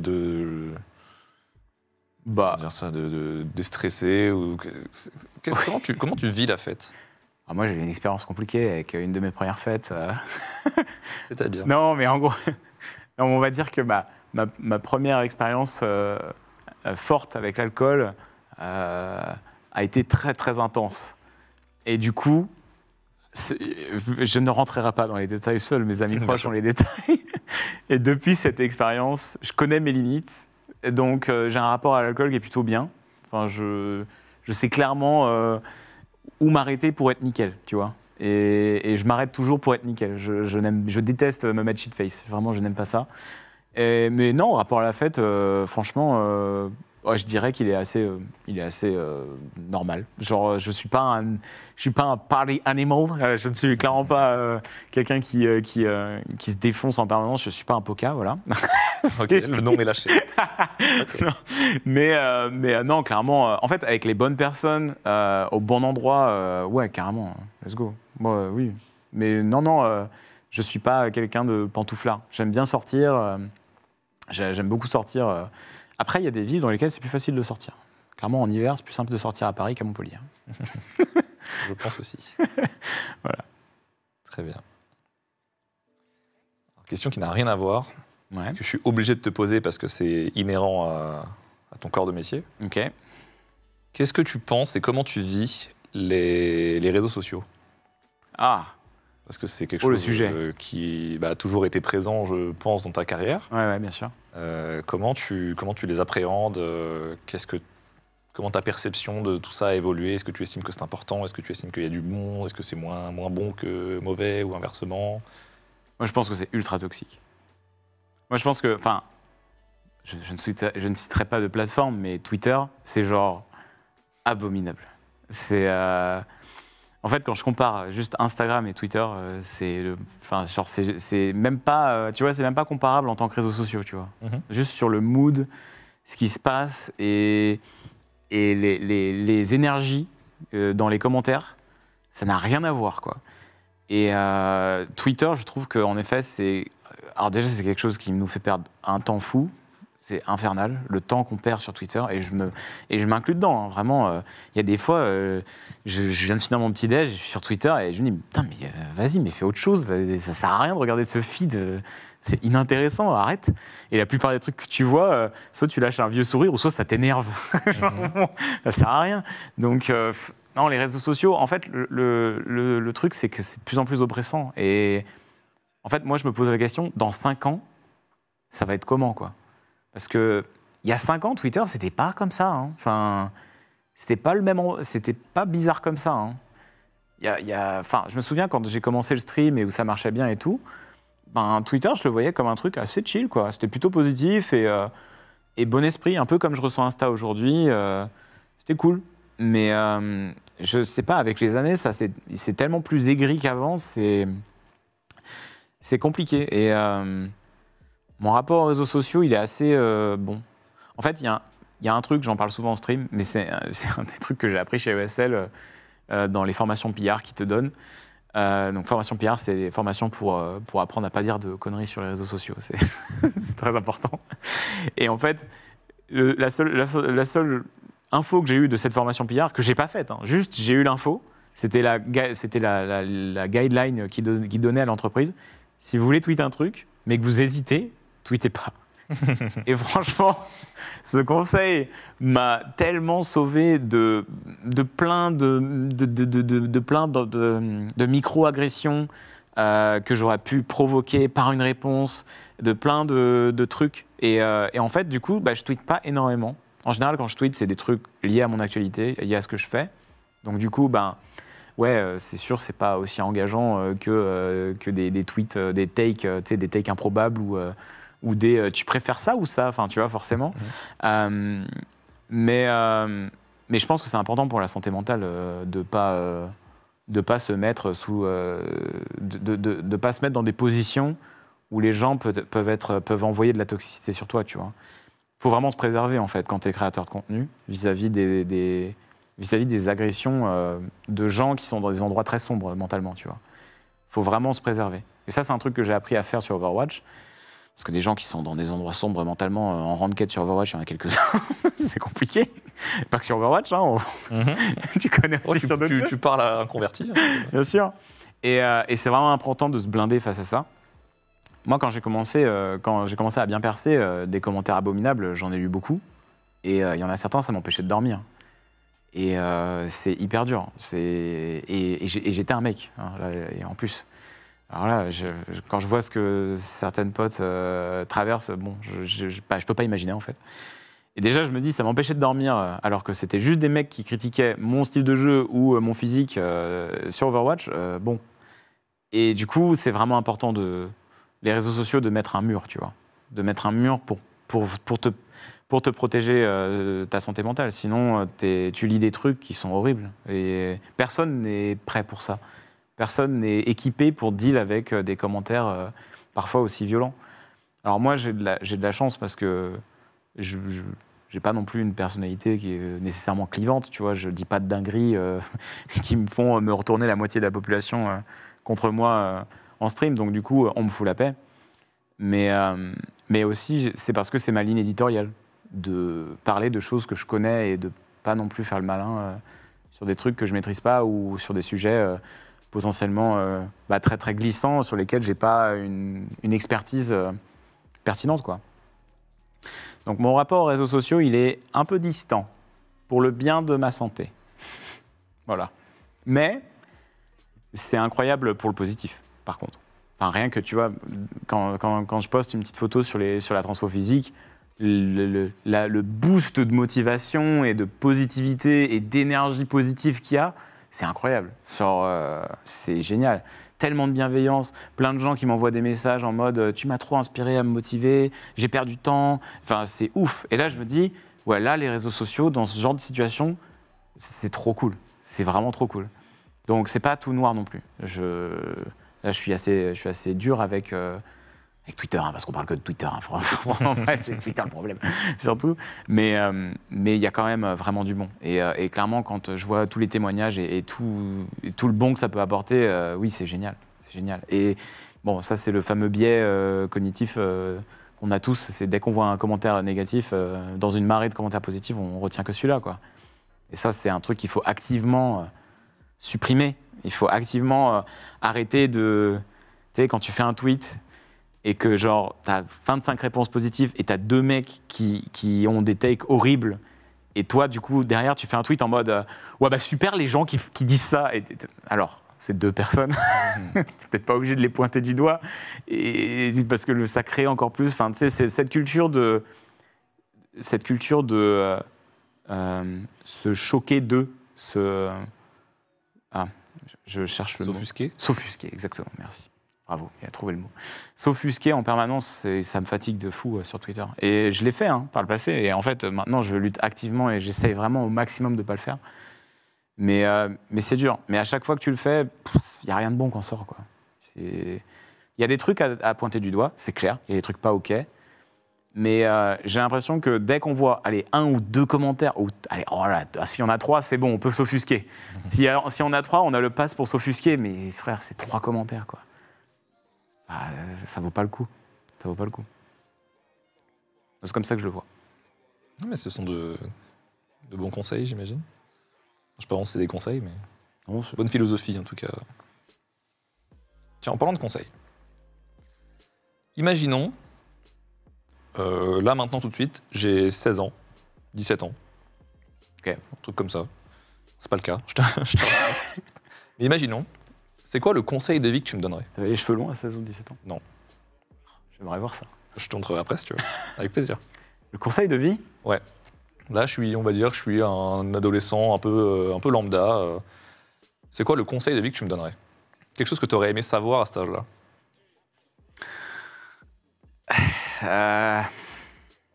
Si, il y en a. Ouais, alors en fait, je considère pas avoir fait des erreurs irréparables dans ma vie.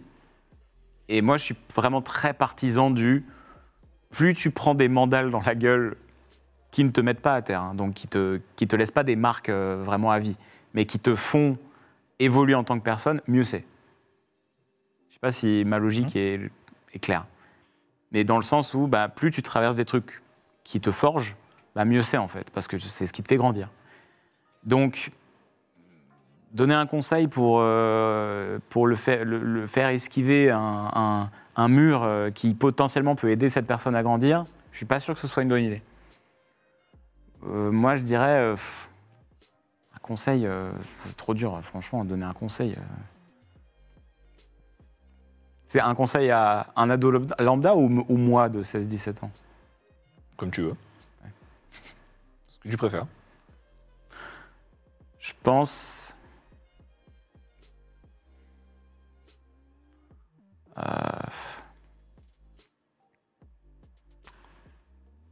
Il y a... Rien n'est définitif. Je pense, je dirais ça. Ce serait soit rien n'est définitif, soit prends ton temps, c'est pas une course. Mais le rien n'est définitif, moi, il résonne beaucoup en ce moment parce que toute ma vie, je me suis dit que je serais le gros rigolo. Et que je serais un peu bouboule toute ma vie, en fait. Et pour moi, c'était acté. Et que ça ne changerait pas, en fait. Et du coup, le rien n'est définitif, peut-être pour un peu donner de l'espoir sur ça. Voilà. Je dirais ça, je pense. C'est trop dur, en vrai. Hein. Non, mais il n'y a pas de bonne réponse ou pas. Ouais, non, mais je trouve ça bien. C'est une question super intéressante. D'ailleurs, alors, je vais te poser une question, peut-être que tu peux ne pas y répondre, parce qu'elle est peut-être intrusive ou bizarre. Ok. Si tu dis qu'on te définissait comme le gros rigolo, tu penses qu'aujourd'hui, les gens pensent quoi? M'en fous. Ok, c'est très bien, ça me va. Voilà. En vrai, je m'en fous. C'est bien, c'est bien. Euh, Je m'attendais un peu à ce que tu dis ça, donc je suis pas si surpris, mais c'est très bien. Je m'en tape. En fait, moi, ce qui compte, c'est qu'il y ait de la bienveillance, quoi, dans les rapports que j'ai avec les gens et que les gens aient avec moi. Donc, à partir de là, qu'ils pensent que que j'étais mieux avant ou pas, ou machin. Non, non, je veux pas être vu comme une certaine catégorie. Enfin, je veux pas être nécessairement dans un moule. Les gens me voient bien comme ils veulent, je m'en fous un peu. Ouais, ce serait ma réponse. C'est Ma réponse à ça. une très bonne réponse. Alors que je viens de dire avant qu'il n'y a pas de bonne réponse. Bref. Ah, j'ai arnaqué le Il gars. m'a eu. Qu'est-ce que tu ferais si tu n'avais pas peur? Qu'est-ce que je ferais si je n'avais pas peur? Ouais.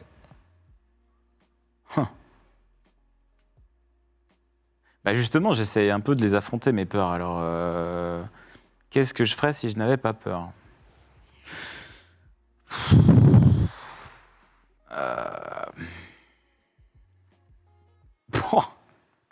Oh, cette question-là. Boum. Qu'est-ce que je ferais si je n'avais pas peur? Ouais, elle tombe comme ça. T'as fait le malin, elle tombe. Ah ouais, bah, j'avoue, là, je fais moins le malin, là. Qu'est-ce que je me casse de ce plateau, t'es Oh, waouh, ok. Non, non, non, non. Qu'est-ce que je ferais si je n'avais pas peur? Ça peut être une peur rationnelle. Je sais pas, le vertige, t'as peur d'aller. T'aimerais faire de la plongée, mais t'as peur de l'océan. Ça peut être plein de choses comme ça. J'ai pas de phobie. Ou alors ça peut être quelque chose d'un peu plus conceptuel. Ouais. Qu'est-ce que je ferais si j'avais pas peur?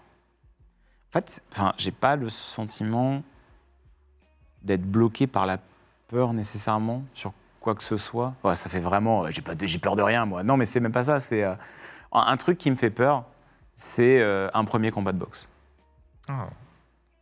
Parce que bah, tu y laisses des plumes, quoi. Enfin, tu sais, tu peux y laisser des plumes. Et monter sur le ring avec un gars dont l'objectif c'est de te foutre KO, c'est autre chose que faire un sparring. Donc ça, c'est un truc auquel je pense et avec lequel je suis pas encore complètement en phase, clairement. Et j'avais mis un donation goal qui n'a pas été atteint. Du coup, je ne suis pas obligé de faire un combat de boxe.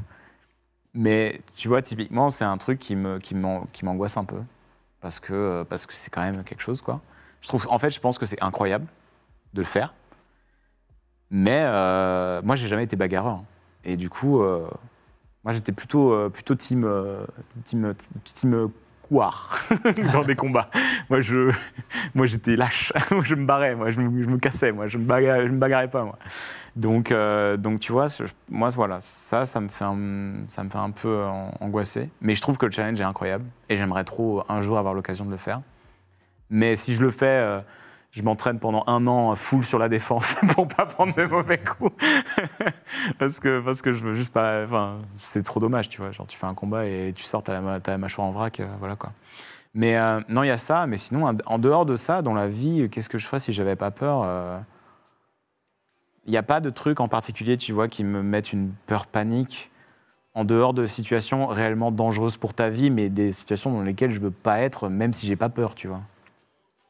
Genre faire un saut en parachute, c'est un truc que je pourrais faire un jour.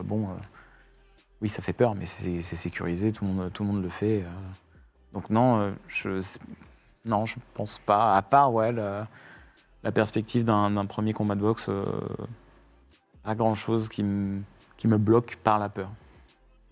Il y a des choses bloquées par autre chose que la peur, tu vois. C'est les moyens, les moyens, les contacts, des choses comme ça. Mais sinon, par la peur, non, je dirais pas.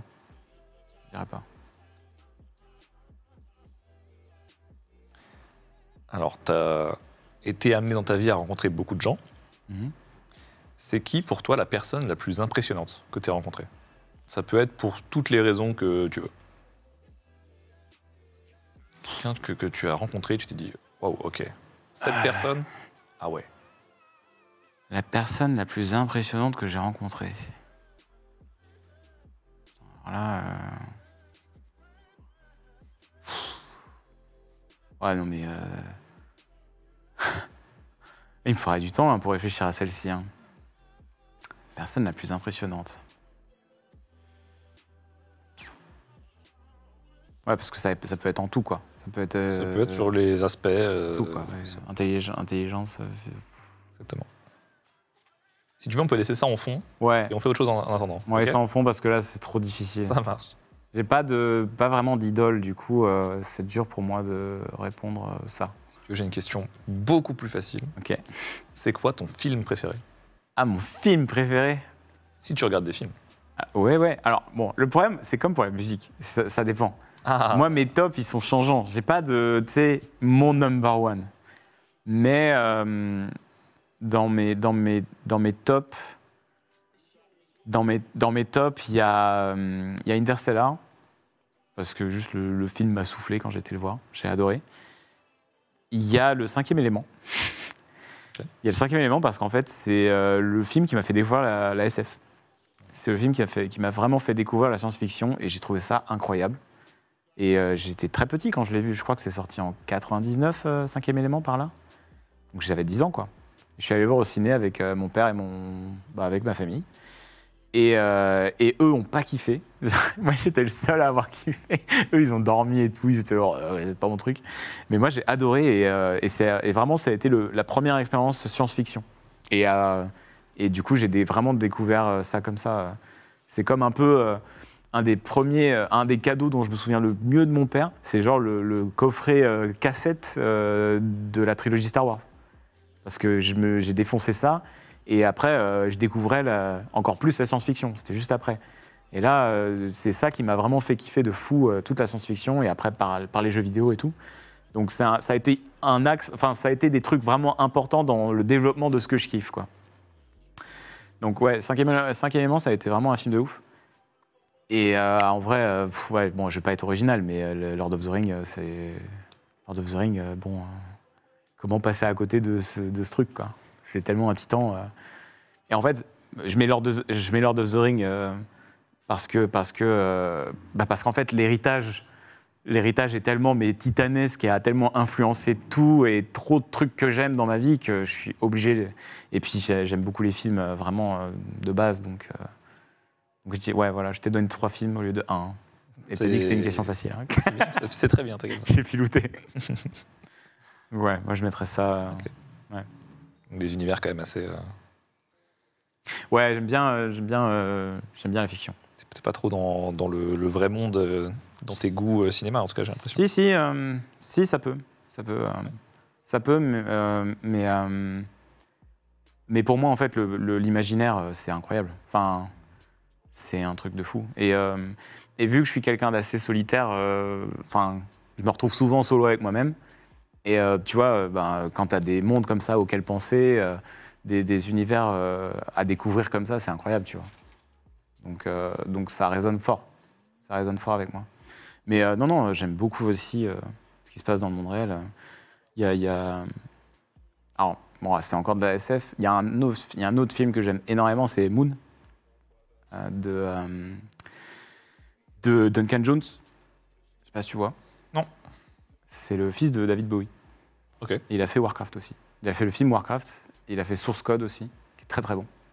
Et Moon, c'est un huis clos qui est vraiment vraiment très très bon. Je te le recommande. Merci pour la reco. Ouais, c'est très très bon, Moon. Est-ce qu'il y a du contenu que tu regardes pour rire? Ça peut être des gens qui te font rire en particulier, qui soient humoristes, qui soient pas humoristes de base, mais qui soient juste très drôles. Des gens qui font des vidéos qui te font rire, des films qui te font rire, des séries qui te font rire. Tu veux rigoler, tu regardes quoi? Ou qui? Si je veux rigoler, je regarde quoi ou qui En ce moment, j'en ai pas trop. En fait, il y a une chaîne qui fait beaucoup rire, moi, sur D&D. C'est XP to Level 3, où le gars, il fait des sketchs liés à D&D qui sont très, très drôles. Mais ouais, beaucoup de YouTube, du coup. Beaucoup de YouTube pour me marrer, clairement. Mister MV, il me fait beaucoup rire. Mais Mister V, vraiment, c'est un de ceux qui me fait le plus marrer, clairement. J'avais beaucoup suivi aussi à l'époque Paul Machaut. C'était du très bon. Moi, j'ai grandi aussi beaucoup avec Les Inconnus, qui m'ont beaucoup fait rire. Mais aujourd'hui, Oh, attends, te citer une source en particulier, c'est dur. Je dirais que c'est vachement selon la vidéo à la con qui me fait marrer du moment, quoi. Ah, il y a Joel. Ah oui, il y a une chaîne YouTube que j'aime beaucoup, qui me fait beaucoup rire. C'est Joel Haver, qui fait. Il fait des animations. En fait, c'est filmé, mais après, il redessine. En fait, il redessine les personnages. Et le rendu fait un peu de dessin animé, c'est un peu uncanny comme look, c'est très bizarre, mais ça fait un peu vieux dessin animé pété. Et l'animation est très très chelou parce que c'est du film, mais sur lequel c'est dessiné par-dessus. Et il a fait des vidéos très très drôles. Et lui, c'est vraiment il fait des courts-métrages et tout en full indépendant. Et lui, il me fait beaucoup rire. Il a un humour qui est très, très particulier. Il me fait beaucoup rire. Il y a eu un temps aussi, j'aimais beaucoup ce que faisait Gus Johnson. Qui d'autre Ouais, je sais pas, c'est dur là, parce que j'avoue qu'il y en a vraiment beaucoup différents qui me font marrer. Il y en a vraiment beaucoup différents. Mais on se marre déjà beaucoup à regarder certains sur Twitch, hein, en France. Ça là-dessus, il y a de quoi faire. Il y a de quoi faire. Est-ce que tu as trouvé un petit nom en tête pour quelqu'un qui t'a impressionné ou pas pendant ce temps? Quelqu'un qui m'a impressionné, ouais. Tu peux dire non et on tue cette question, c'est possible. Il y en a d'autres, il y en a plein d'autres. Ben.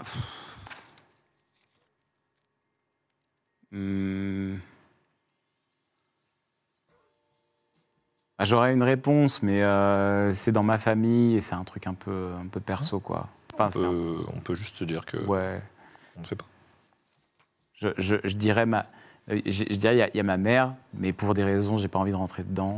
Mais sinon, comme personne qui m'a... Alors, en vrai, ça va être marrant, mais sur le plan physique, Poca, c'est une énigme. Je comprends ce que tu veux dire.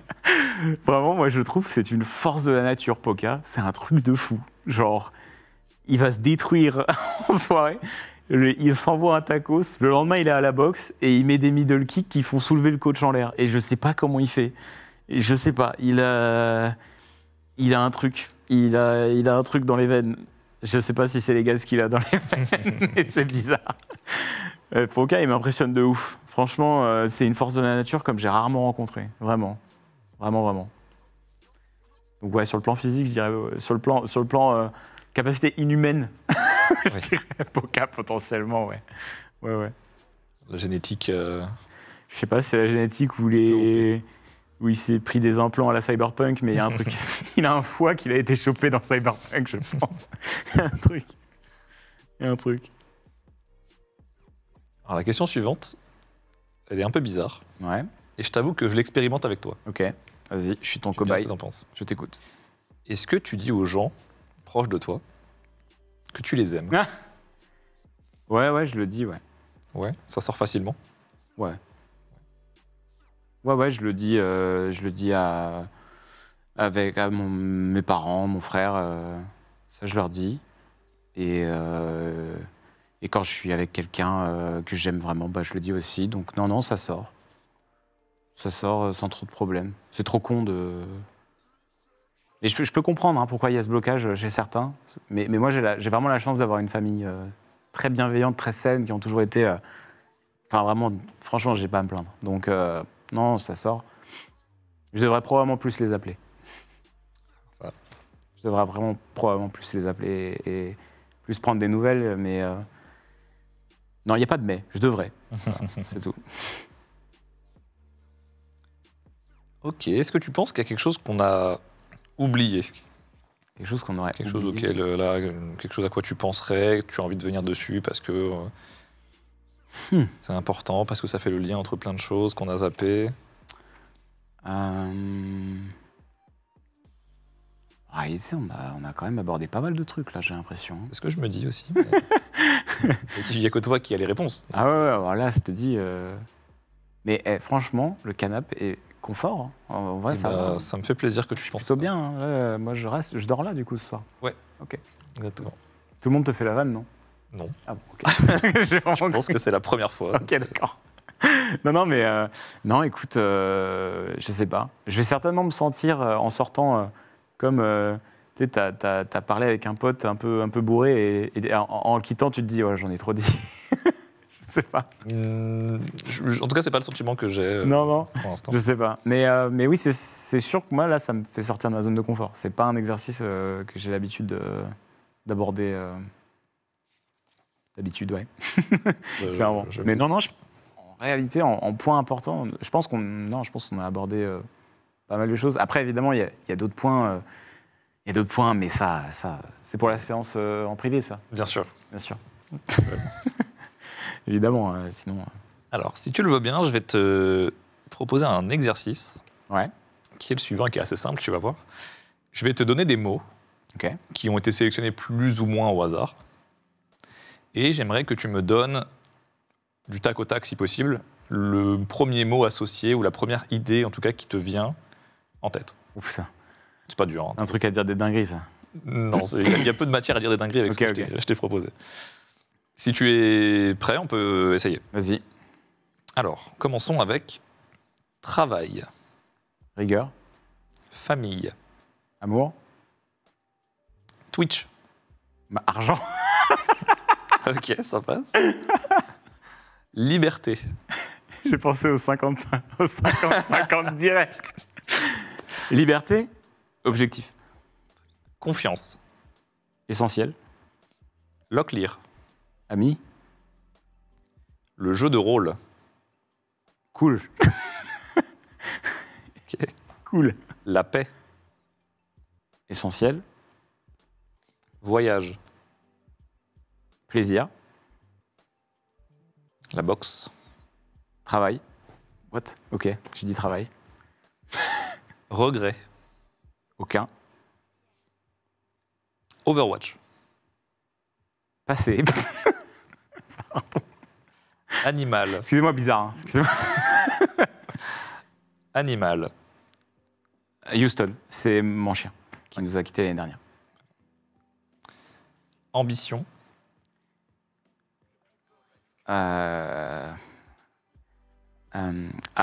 Merde. J'ai le mot, mais j'arrive pas à le dire. Ambition. Prudence.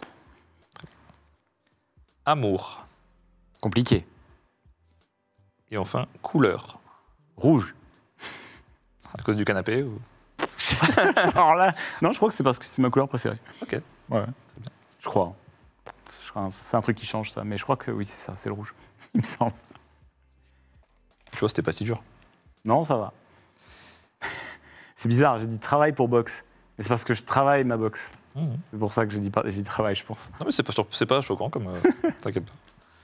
Je vais te donner des débuts de phrases Ok. et je vais te laisser les compléter. Ok. Demain, j'aimerais bien que. J'aimerais bien que mon train soit là. Ok. Vraiment le mec ultra terre à terre, tu sais, genre. Dans 10 ans, j'aimerais bien. N'avoir aucun regret. Le truc qu'il faut vraiment remettre à la mode, c'est. Le truc qu'il faut vraiment remettre à la mode, c'est...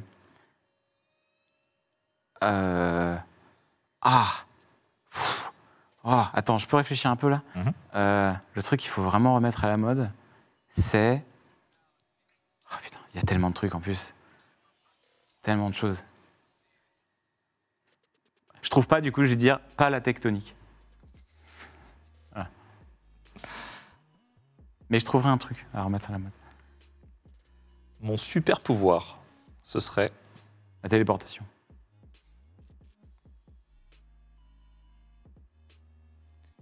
Je suis sur une île déserte. Heureusement que j'ai amené. Dylan Trekking.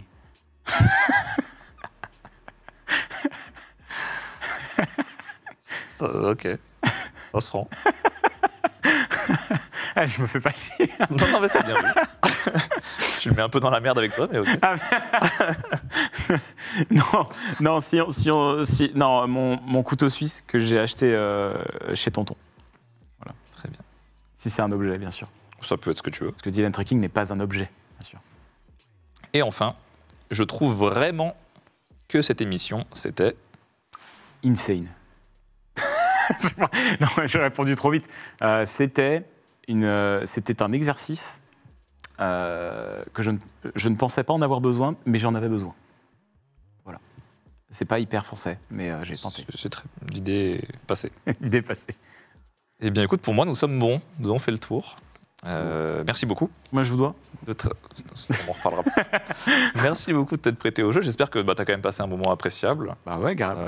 Moi, je me suis beaucoup amusé. Ouais. Tu vois, comme quoi, je te disais qu'on allait passer un moment qui n'était pas si stressant que ça. Je pense que j'ai tenu parole. Non, c'est vrai. Tu mets l'invité bien. Ah. J'ai pris un café avec Bagarre hier, je lui ai dit, je suis stressé. Elle me dit, non, t'inquiète, il te met bien. Ah, c'est Il gentil. met très bien, nickel. Parfait. Donc non, elle avait raison. Eh ben, merci beaucoup. Bah, merci à toi de m'avoir invité. C'était un plaisir. J'espère qu'on aura d'autres occasions de discuter. Voilà, en off, on coupera les caméras. Mais... Bah, bien sûr. C'était un moment super agréable. Ouais, grave. Les amis chez vous, merci beaucoup d'avoir suivi cet échange. J'espère qu'il vous aura plu, qu'il vous aura permis de réfléchir un petit peu, etc. etc. Arrêtez par pitié d'envoyer des suggestions d'invités en commentaire et dans les chats. Mais c'était un plaisir. On se dit à très bientôt pour un nouvel entretien. Ciao. On dit au revoir où? Un peu partout. Partout.